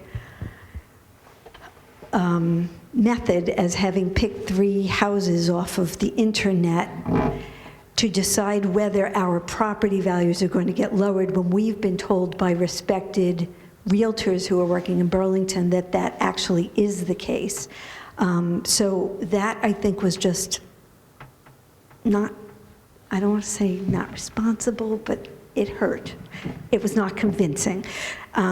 So it looks to me like you're all headed to choose a controversial plan that doesn't seem like the town has appetite to support. And I think that's a tough decision for you all. I wish you well with it, but I think you should listen for another 3 months. Thank you. So, yeah, and hold on one second. So what I do want to say is that we have gone through the exact same process that we did for Fox Hill, the exact same timing, everything's been done the same. I feel unfortunate that some people were not paying attention to what was going on. We've been having the meetings, they've been on BCAT, people could attend them. We welcome people to come. We've welcomed people to ask questions. I do understand your concern, and I agree with you. You know, real estate agents are where we can go. We can do some additional research. I just went in real late last night after 10 o'clock and just did some research after we got out of our meeting last night. So again, I appreciate what you're saying, but again, this process has been going on for 14 months. We're following the exact same process we did for Fox Hill. You know, I feel bad that if you feel that you haven't been getting enough information, everything is there on the website as well for people to dig deep as they'd like. And again, we're having another meeting tomorrow night. We welcome people to attend. We haven't hidden any of this. We haven't been doing it behind closed doors. You know, like I said, as soon as we were, you know, town meeting had given us the opportunity to do this, we formed the committee and we followed the MSBA process. Thank you. Quick follow-up. I'd just like to say that when I suggested you listen for another 3 months, my concern is that the students are going to be the ones who are cheated when a plan gets chosen that the town can't support. Thank you. So I guess I'm concerned that you think a plan will get chosen that the town can support. We're not leaning one way or another at this point. Again, we have a whole group of people, 15 people, who are part of this community who are going to make a decision that we feel will pass. So I feel bad that you don't feel that that's what's going to happen, but we're trying to look at the whole community and choose something that we think, as we were saying, that will support the educational goals of this town that we think will pass. So again, Joanna, I don't know how to answer that. I don't know why you feel that it's leaning one way or another. It's not. So there's no decision that's been made yet. Who was next? I have one over here unless Eric did. Okay, and then here. And I saw some hands, I'll take my way over there.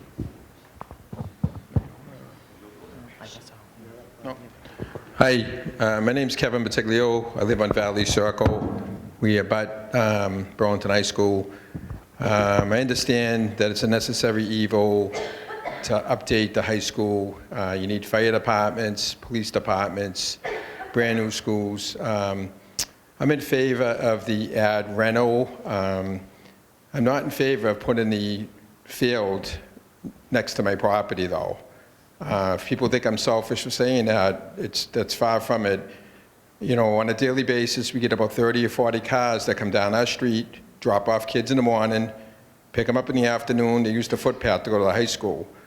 My concern is if they put the stadium over here, it's going to be excessive noise. It's going to be quite, you know, busy hours. We're going to have more than the 30, 40 cars picking and dropping off, it's going to really affect the quality of our neighborhoods adversely.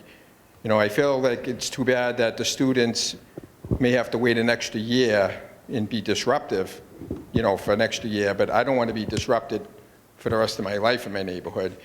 You know, and as far as the Fox Hill School goes, I appreciate that. But my understanding was at one point they were going to put the Pine Glen School with the Fox Hill School. And people complained.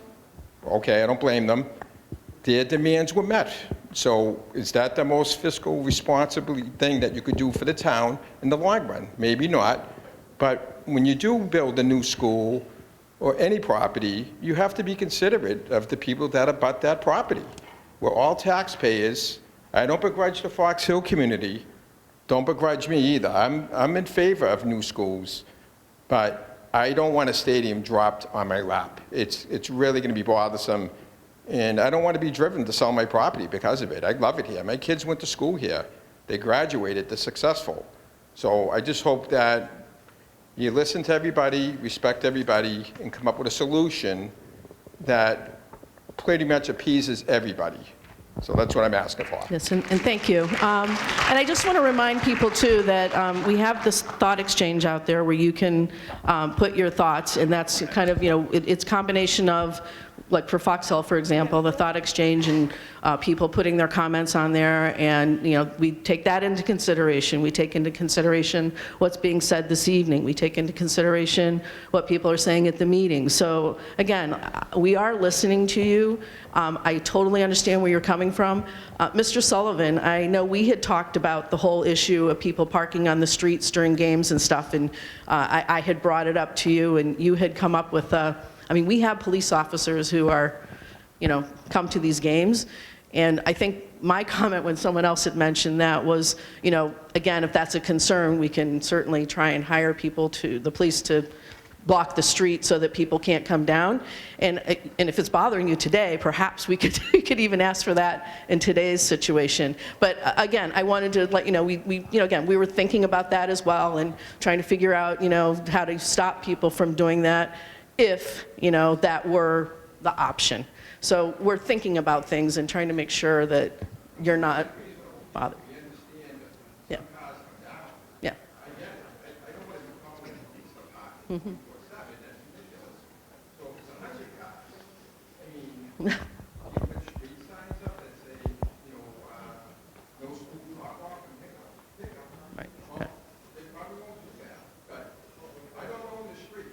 Yeah, right. What I'm saying is, I don't want it to become a pick-up and drop-off to everybody that doesn't want to wait and follow that.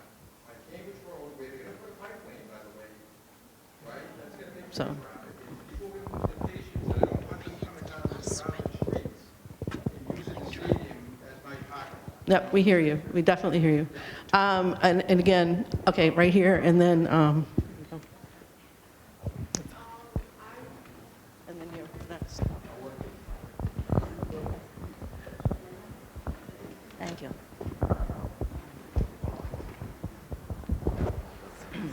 I'm Mari. I'm a freshman here, and this is Kai. He's a sophomore. And we were wondering, did you ever actually get student opinions about which model they think would be best for the high school? And if you did, how did you do it? Because I know for a fact we never got asked which model we thought would be best. Thank you.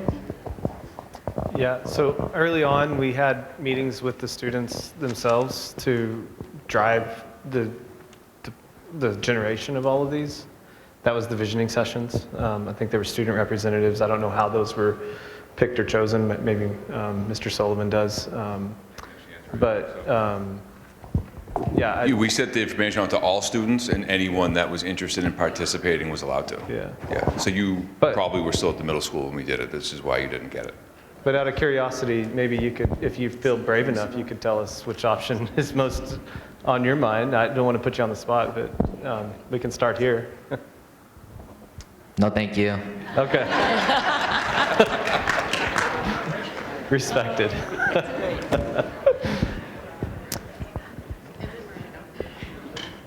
Hi, my name is My name is Lauren Seeley. I live in Precinct 1, and I think I was paying attention to as many Fox Hill school meetings as I could attend, and then took a big breath and relaxed a little while, and heard something about the high school, and this is my first attending meeting, and my first time looking at the proposals. It looks like AR2 and AR8 are shiny new classrooms. They're new buildings for the classrooms. The classrooms in AR2 and AR8 will be new classrooms. Oh, yes, yeah. Yeah, we're talking shiny new classrooms. Maybe not a whole new building, but we're talking shiny new classrooms. Anyways, I just had a question about something that I haven't heard talk about yet. And it's, my husband and I have been in town since 31 years. And when we first moved in, there was a public meeting about a gasoline leak across 3A. And there's a known plume, a big bubble underground of gasoline. And I know it's near Anna Road and a corner of Varsity Field. And also beyond Anna Road, there's a whole wood section that can't be sold and developed. And I'm just wondering, when was the last evaluation of the size and location of the plume? Because I saw a map, and I sat in person, and they showed this plume underground, and it was big. And they said it doesn't move fast, but when was the last time? I know there are like monitoring stations in the area. I know there's I'm pretty sure there's a monitoring station on the corner of Varsity Field where it goes up the hill on the grass, but kind of closer to Anna Road. I'm just wondering when the last evaluation of the location and size of the plume were and how that would affect any construction. If we dig and we find something, does that old corporation still have the required cost to remediate the land we dig? And how much more that would be, like in time, if we have to remediate anything we dig out of the ground? I think at the time I attended this meeting, they had suggested that the field was never dug up. And I saw it dug up twice, but I'm thinking maybe it was only dug like 3 feet down or 2 feet down or whatever. But now I'm thinking one of your options is to build a building there. So I'm curious, are we 10 feet away from the plume, or 40 feet, or 200 feet? And what's, are we aware of this? Are we kind of looking at a current model of the plume? Thank you. Yeah, thank you for the question. So as part of the feasibility study process, we have a geotechnical engineer that does subsurface soil evaluations, and they also do what's called a phase one and a partial phase 2 environmental study.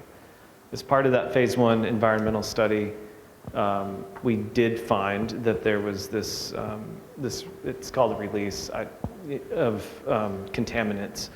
And because the high school property is down gradient from where the event happened, it has what's called a release tracking number from the Mass DEP.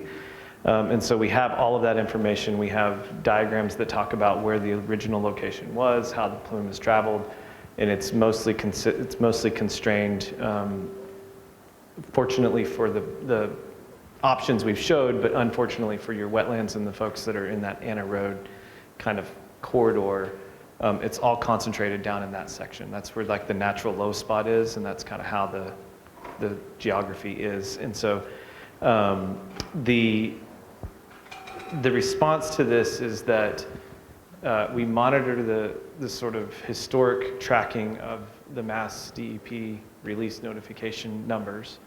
And then if this site is chosen, we actually do a more substantial subsurface investigation where you actually take really deep soil samples and you send them to a lab and you figure out the exact extents.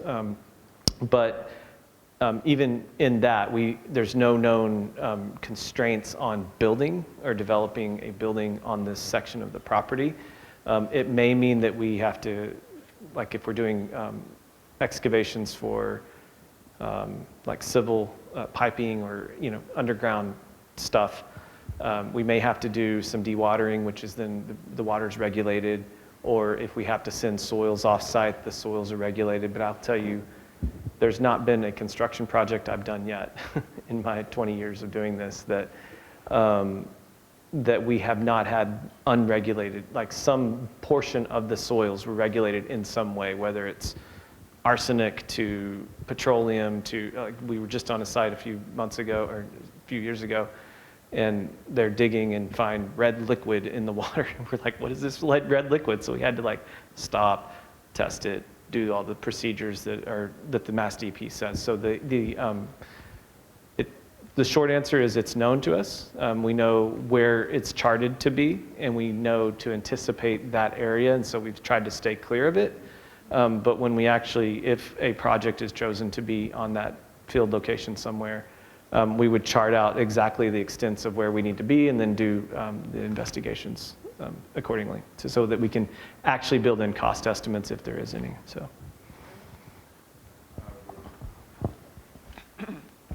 Good evening. Hi, I'm Myrna Saltman. I'm a town meeting member from Precinct 2.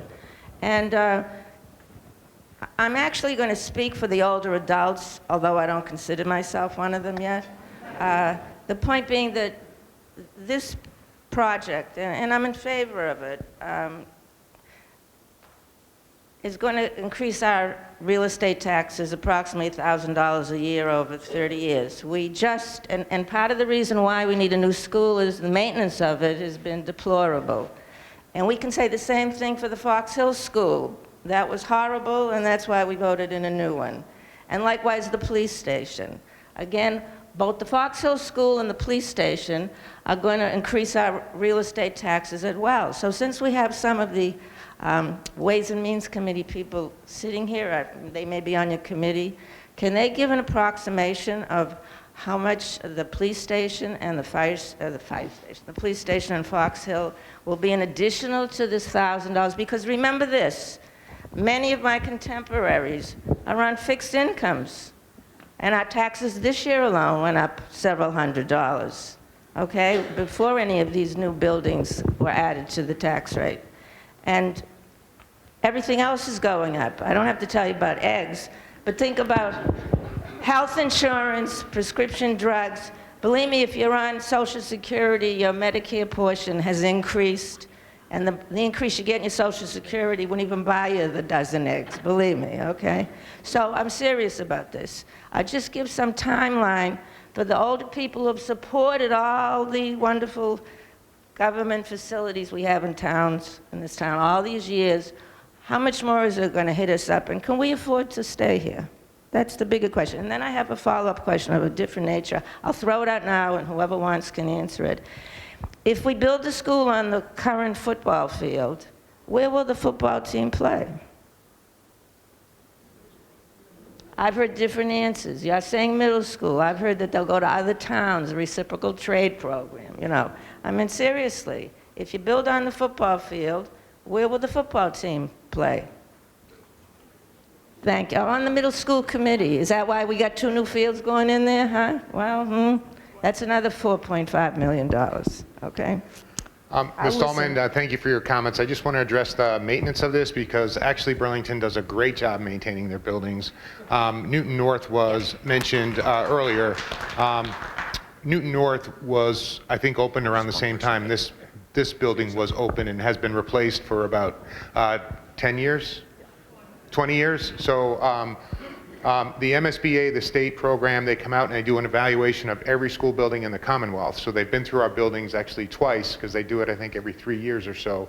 Our buildings are highly rated. One of the concerns that we've had is the state isn't supporting replacing this high school because they feel it's in too good a condition for us to do that, and we don't have enrollment pressure. So again, the town has invested in this building. It is very well maintained. It's lived beyond its useful life. Again, the heating and cooling systems are again maintained, but we're worried about a catastrophic failure. What you're doing is planning now, because if that were to happen beyond our control, you're going to be spending around the same amount of money for a building envelope that isn't designed particularly well. So I think this is money well spent. We are looking at options. But again, I would have clear evidence that our buildings are well maintained, our custodial crews, our maintenance staff, and the town has really invested in maintaining their buildings, and they've lasted, again, a very long time. Hi, Myrna. Doug Davison. I'm the Ways and Means representative on the building committee. The two previous projects that you mentioned, the police station and Fox Hill, I believe off the top of my head, that's about $340 a year. It's 25 years, and that would be the same for this building. Those together, that's together, and then the high school also, 25 years, not 30.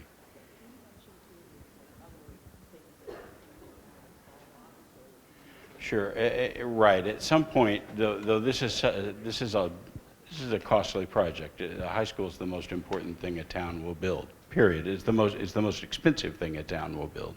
You can't come up. Nothing else costs what a high school costs. But through that 25-year period, you will have other buildings that we have built in the last 10 that start to fall off of that. And it is painful. It's unfortunate. And I wish we could get the MSBA to help pay for it. That would be very helpful, but they're not going to.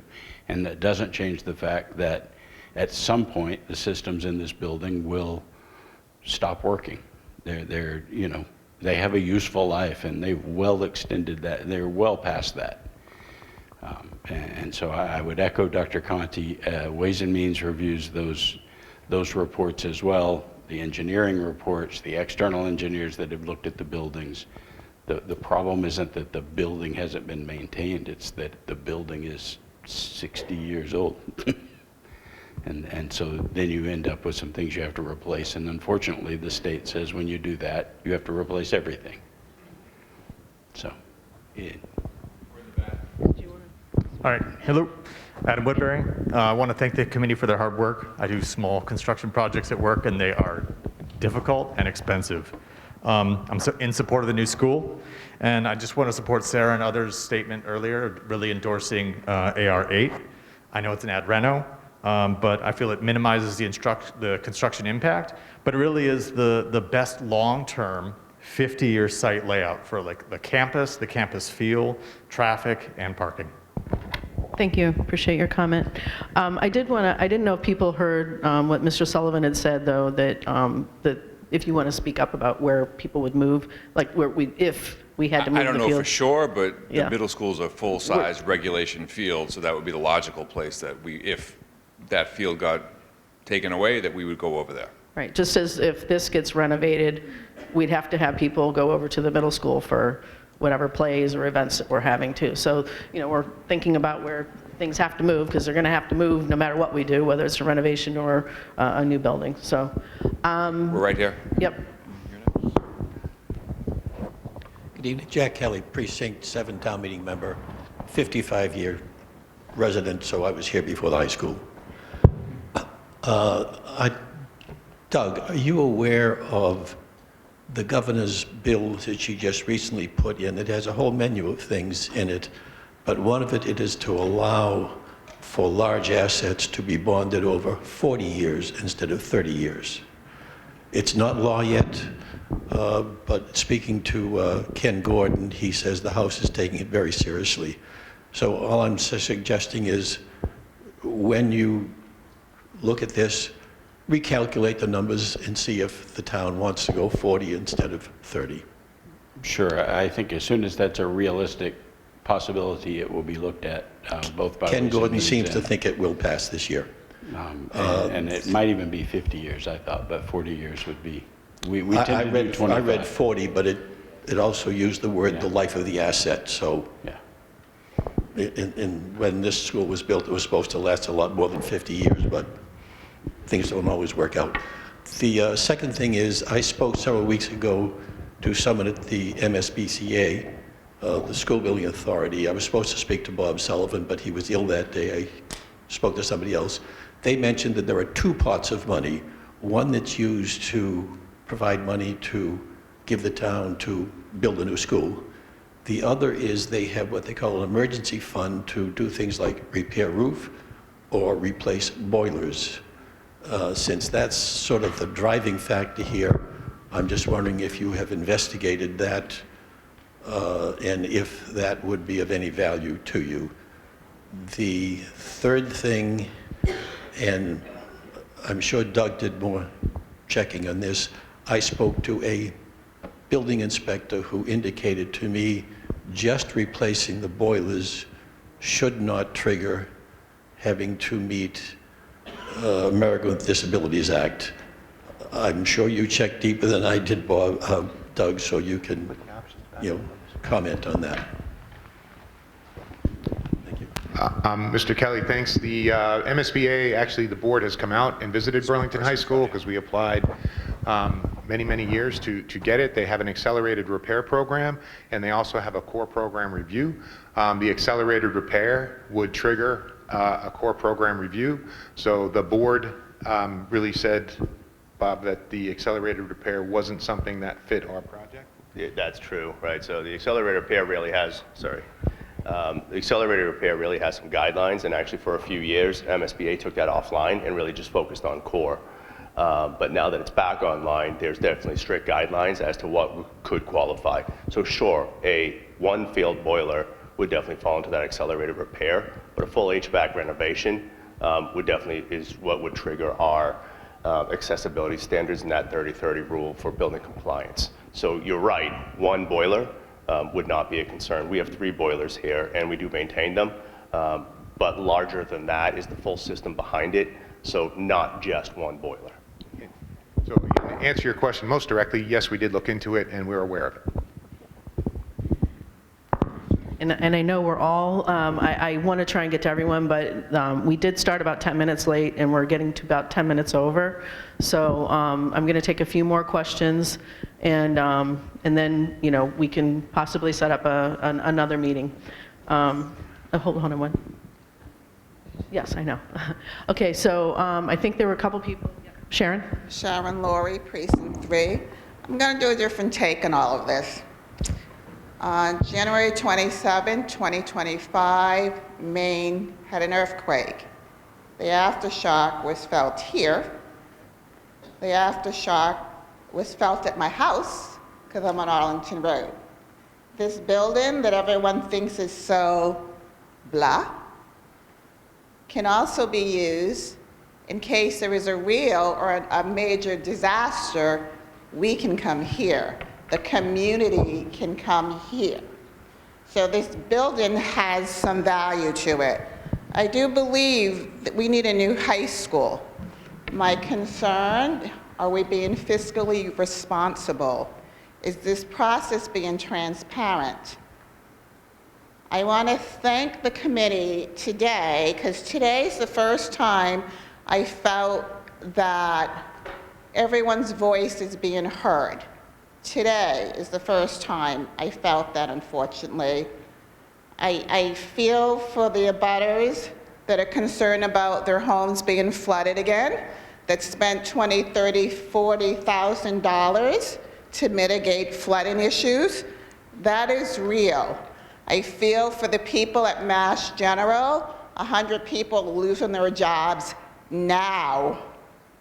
They're not blue-collar people, they're not white-collar people, they're people. That's gonna trickle down to here. Your tax dollars, you guys need to listen to this.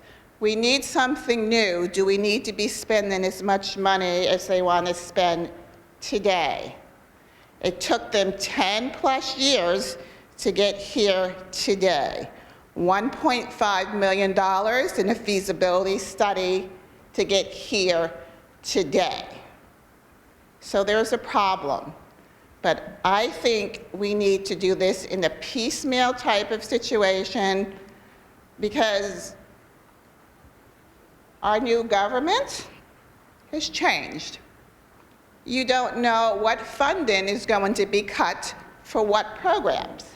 And that's going to impact each and every one of you. So we need to wake up. We need to figure out if there's another route that we can take. We need to make sure that the transparency gets stayed on top and that people understand what's going on. A renovation probably would make more sense. The black hole, I hear like there's this black hole here and you need to fill it. I think spending $18 million on an underground parking situation makes no sense for a high school. I'm hearing now that maybe if they move the high school field and put the school there, then that, maybe the kids can go to the middle school field for all of their games. Interesting. They couldn't cross Cambridge Street to do the corporate drive thing, but now we're going to shuttle them all the way over to the middle school for sports. So I think there are some disconnects here, and I know you guys work so hard, and I am really appreciative of this. The last thing I'm going to say is someone said at one of the meetings, because I've been to most of the meetings, that they thought misinformation was going around. If someone thinks the misinformation is going around, those are the people that should be making sure we're well informed. And today, to me, is the first time I feel as a community that we're getting the information that we need. And so if we're just getting that today, making a decision in a couple of weeks or a month and a half or 2 months, it's probably not the most ideal thing to do, especially the way our economy is going today. So I ask that you guys stay aware, stay prepared. I ask that the board be extremely sensitive to all of the residents of Burlington and find a way for us to educate these kids properly, give them the tools they need to soar, but at a cost that the parents and the residents can afford. Thank you. Thank you, Sharon. I don't know if you want to address the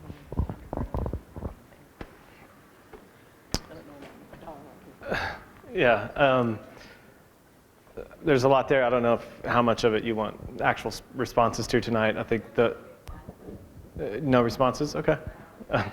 Okay. Let it be. I want to talk about the garage a little bit. Okay. Can you help? Because I think there's a little, we need to clarify. Yeah, I think the one thing Catherine asked me to clarify that you'd mentioned was the idea of an $18 million parking garage. And what I was trying to explain earlier in the front end of the presentation was that the site in the middle of this site actually slopes down, and there's a vacant void spot in the middle.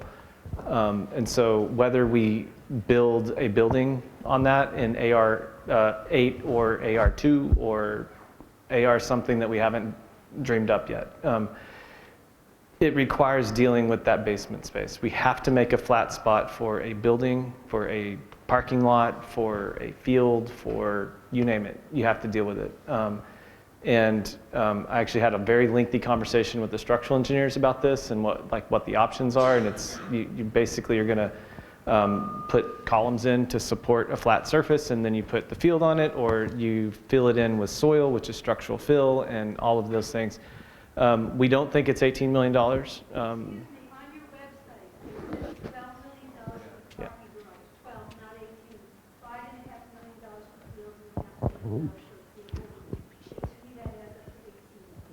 Understood. The field itself is a $5 million field. So that I'm separating those two things first. Second, the $12 million estimate, you have to keep in mind that at PDP we're estimating things that are not detailed yet, and so we're looking at things, trying to get more detail, and you try to be conservative up front. And so as the options have evolved from when they were developed in the PDP estimates, we're getting more clarity on that. And I think the price is coming down because we understand more about what that was. The estimators at the time, just like you guys, would probably have seen it and said, parking garage, $60,000 a spot, or something of that nature. That's not what we're building. We're not building a parking garage. The space, the depth of it is already there. We have to support a field or something flat like a building. And so that's where the clarity comes in. I noticed I wasn't going to go on a limb and tell you how much it cost. I wasn't going to say it's whatever $1 million. I don't think it's $18 million. I think you have a cost for a field, which is probably in the range of 5. And I think you have a cost to infill this hole of the building that exists today, whether that's for AR2 or any other thing we do in this building. We have to address that cost. And just like AR8 and AR2 expand out that way, if you walk out that door and look left, you're going to see a hill that goes down, right? And we've got to stabilize that. We've got to flatten it to build a building on for AR8 and AR2 going out. And so there's cost associated with earthworks, whether we fill in something, whether we make it flat for a field, whether we make it flat for a building, and all of those across the board are going to be in the millions of dollars. I don't know if it's I don't think it's 18, but we're getting new estimates soon, and we'll have clarity on those numbers. I just want you to know that there's a cost for all of it, no matter what the program costs. What the program says it is, there's a cost for all of it, and then putting a $5 million field on top of it, or hundreds of million dollars of school space on top of it, is the adder that goes above it. So. And again, just an extra comment. It was really just looking at the space that we had, and the garage was an option to repurpose something. So like I said, we're investigating as we look at all the different options. What do you do with the space that you have? What are the things that we think about? So again, it's not like that's a given, that that's what was going to go there or wasn't going to go there. And I appreciate people's questions about it, right? I think it's fair. This gentleman here, and then I'm back to this corner. And then I think we're going to need to wrap it up, because we're now we started 10 minutes late, now we're 10 minutes over that. So if we can wrap this up in the next, say, 10 minutes. Sure. So last time during the building committee meeting, we raised a concern about the potential noise from a potential varsity field, and you guys listened and you did the sound study. I really appreciate that.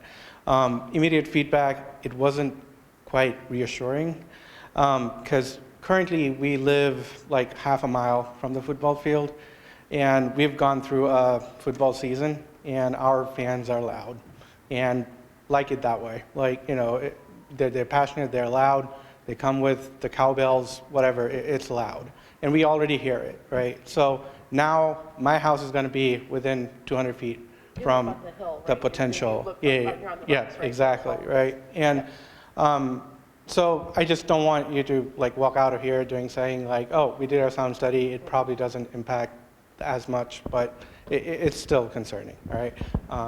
And second thing, I think it's important for people to, it's important to give a little bit of perspective on the abutters. I just don't want people to walk out of here thinking that, oh, they're just 5 or 10 houses, people being unreasonable or selfish or whatnot. We're talking hundreds of, 100 houses within less than a quarter of a mile, all right? So you would not want a football field that close, and you would not want to buy a house that close to a football field either. So, your property value does get impacted. So we're not talking 5 or 10 homes compromising. It's much larger. And if we go further, even larger than that.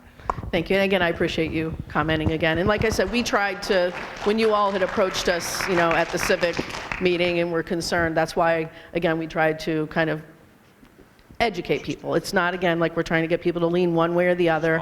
We just wanted to put some research out there so people could think things through. Back in the back corner. Hello, I'm Carrie Callahan, I'm Precinct 4. I have a daughter that's a junior at the high school currently. I have a son that's in 8th grade, so this is going to affect him directly. And I also have a 7-year-old. With the NC1 plan, will we be holding on to the original athletic field as it is right now? Because I hear that that's a big concern for a lot of the people here, and I wasn't sure about that. And 2, I think something that's being overlooked are the kids, because my son is going to be directly affected by this. He's going to be going to school in a modular, as is the whole 8th grade class, which is actually a really big class. And I think that that's kind of getting lost in the shuffle right now.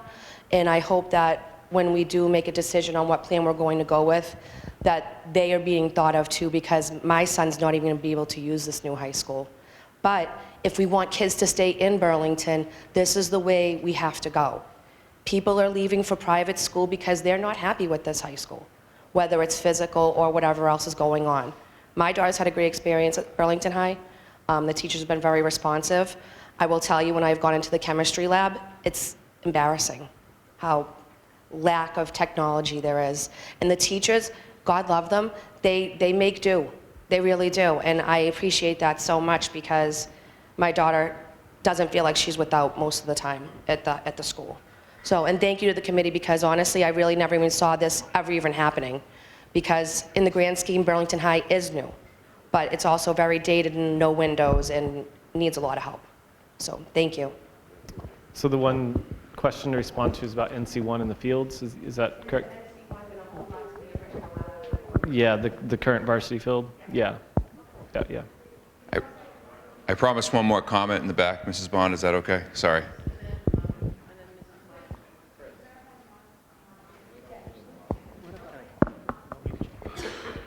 I also just want to clarify one thing. None of these options have modulars. Every single option, the students will be either staying at Burlington High and moving into a completely new school, or being slightly moved around within the existing school while an addition is happening outside. There's 0 modular options.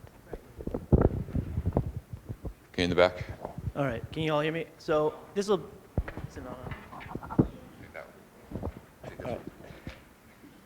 Sorry. I'm trying to make it a quick last comment. All right, so I just had a last comment, short one hopefully. So I live on Barber Circle. My name is David Sondak. We've lived here for about 3 years, and we have a 3-year-old. We're really excited about a new high school and all the great facilities for him. But our property would also be affected by the noise of a stadium close by, which could have effects on him as well. So I just wanted to say it's we're for a high school. I hope we can get a proposal that we can vote for. But I think it's also a little bit more nuanced than just saying let's get the greatest facility ever, right? Because some of us do live nearby that will affect young children as well. So that's all I wanted to say. Thanks.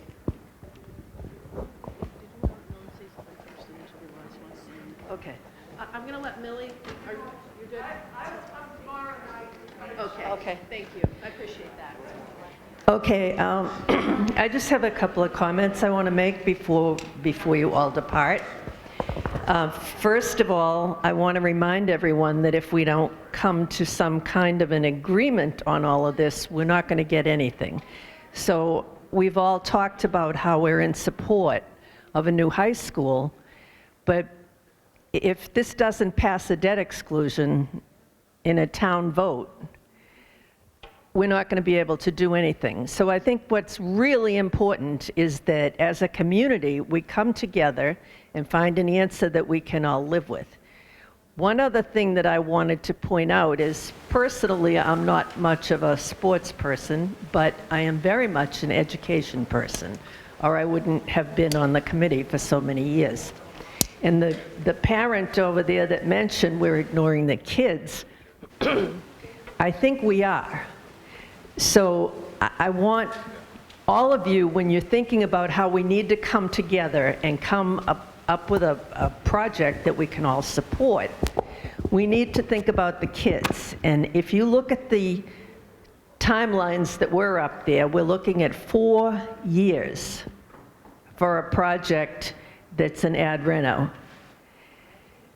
Now, maybe it's the right answer, but there are 4 years of kids that are going to be on top of a construction zone, whether they're freshman, sophomore, junior, senior, or whether it starts in their junior year. It's going to be tough. So personally, if we didn't have varsity field, it wouldn't bother me a whole lot. But I think what we need is a good educational, sound building. And for that reason, I would ask you to please think about a new build, regardless of whatever happens to the field, because we have to work it out. And I think that the architect came up with some great ideas of putting the field in one place and the track in another place in order to make the neighborhood comfortable with the projects. But if you go to an ad reno to save money, on an individual basis, you're going to save less than $100 a year, because the cost is so close between the two. So My bottom line is, please come to our meetings and listen and be a part of this decision process. It really matters. Please realize we're going to get nothing if we don't come together on something. And when you're thinking about what we can and should do, please think of the students, because that's what we're all here for. And thanks for coming tonight and for taking part and giving your opinions. And actually, this gentleman in the middle, he's had his hand up quite a while, and I didn't see that. And then I will make a couple comments, and we'll be done. So thank you, everybody. All right, thank you. Alex Rutfield, a town meeting member for Precinct 5. You did do a good job of putting this together and explaining the different possibilities, but one thing it didn't really get into much is the actual pros and cons of each one. We saw the prices, we understand the transition period, but I'd like to see, like, hey, look, is there going to be a difference in impact on education? Is there going to be a difference in disruption among the students during the time? Is there going to be a difference in the longevity of the actual final result before we have to come back here and do it all over again in a few decades? Because, you know, I get the idea of, like, hey, we should invest more in the students. Okay, if you tell me that, you know, we pay another $50 million and it's going to be a significant increase in schools, it's going to be we're going to get another, like, 10, 15 years out of the building, then I'll probably lean towards that. But if everything seems equal, then go for the cheapest one, because why not? And I might be the only one who actually cares about this, but I'm wondering if you do NC4 or NC5, since it's a lot closer to the main road. One of the things I don't like about this building is it's a 10-minute walk back up to 3A. If we do that, is that likely, based on data, to give us more people walking or taking the bus to school rather than driving? It's always an interesting question when you're doing these projects on changing habits of walkers and things like that. I think if you offer it, I think I've heard there's a bike lane going in on that street and it's going down to one lane. We do want to address the street-facing side of it down there. And so I think it offers opportunities to encourage people to make different habits and make different choices. The question about pros and cons, all the floor plans have pros and cons listed on them. Those sheets are on the website, and we're actually going to spend more time tomorrow going through an in-depth pros and cons. We've done that at other building committee meetings. We just had to make a choice on content tonight and focus on, like, the 30,000-foot zoomed out view and answer questions that we had been getting, and so we didn't necessarily go into that. So I kind of want to show up tomorrow, dig in the website, look at other building committee meetings, you'll find the pros and cons. Again, I know some people are leaving, but I do want to thank you all for attending the meeting tonight and for all of your input. I would also like to thank and acknowledge town meeting again for providing the $1.5 million to perform this feasibility study. I also want to thank the high school building committee and the Burlington High School educators, students, and community members for their many hours and time given to this important project. Again, I think we're making great progress, and we look forward to providing regular updates to town meeting and to the town boards. And again, please visit the website for the most up-to-date information and to post questions. Again, tomorrow we have a meeting. It's starting at 7 o'clock, not 6:30. We had to change the time to accommodate a couple of other people who had to attend another meeting. So again, it starts tomorrow at 7 p.m. So hope to see you there. Thank you.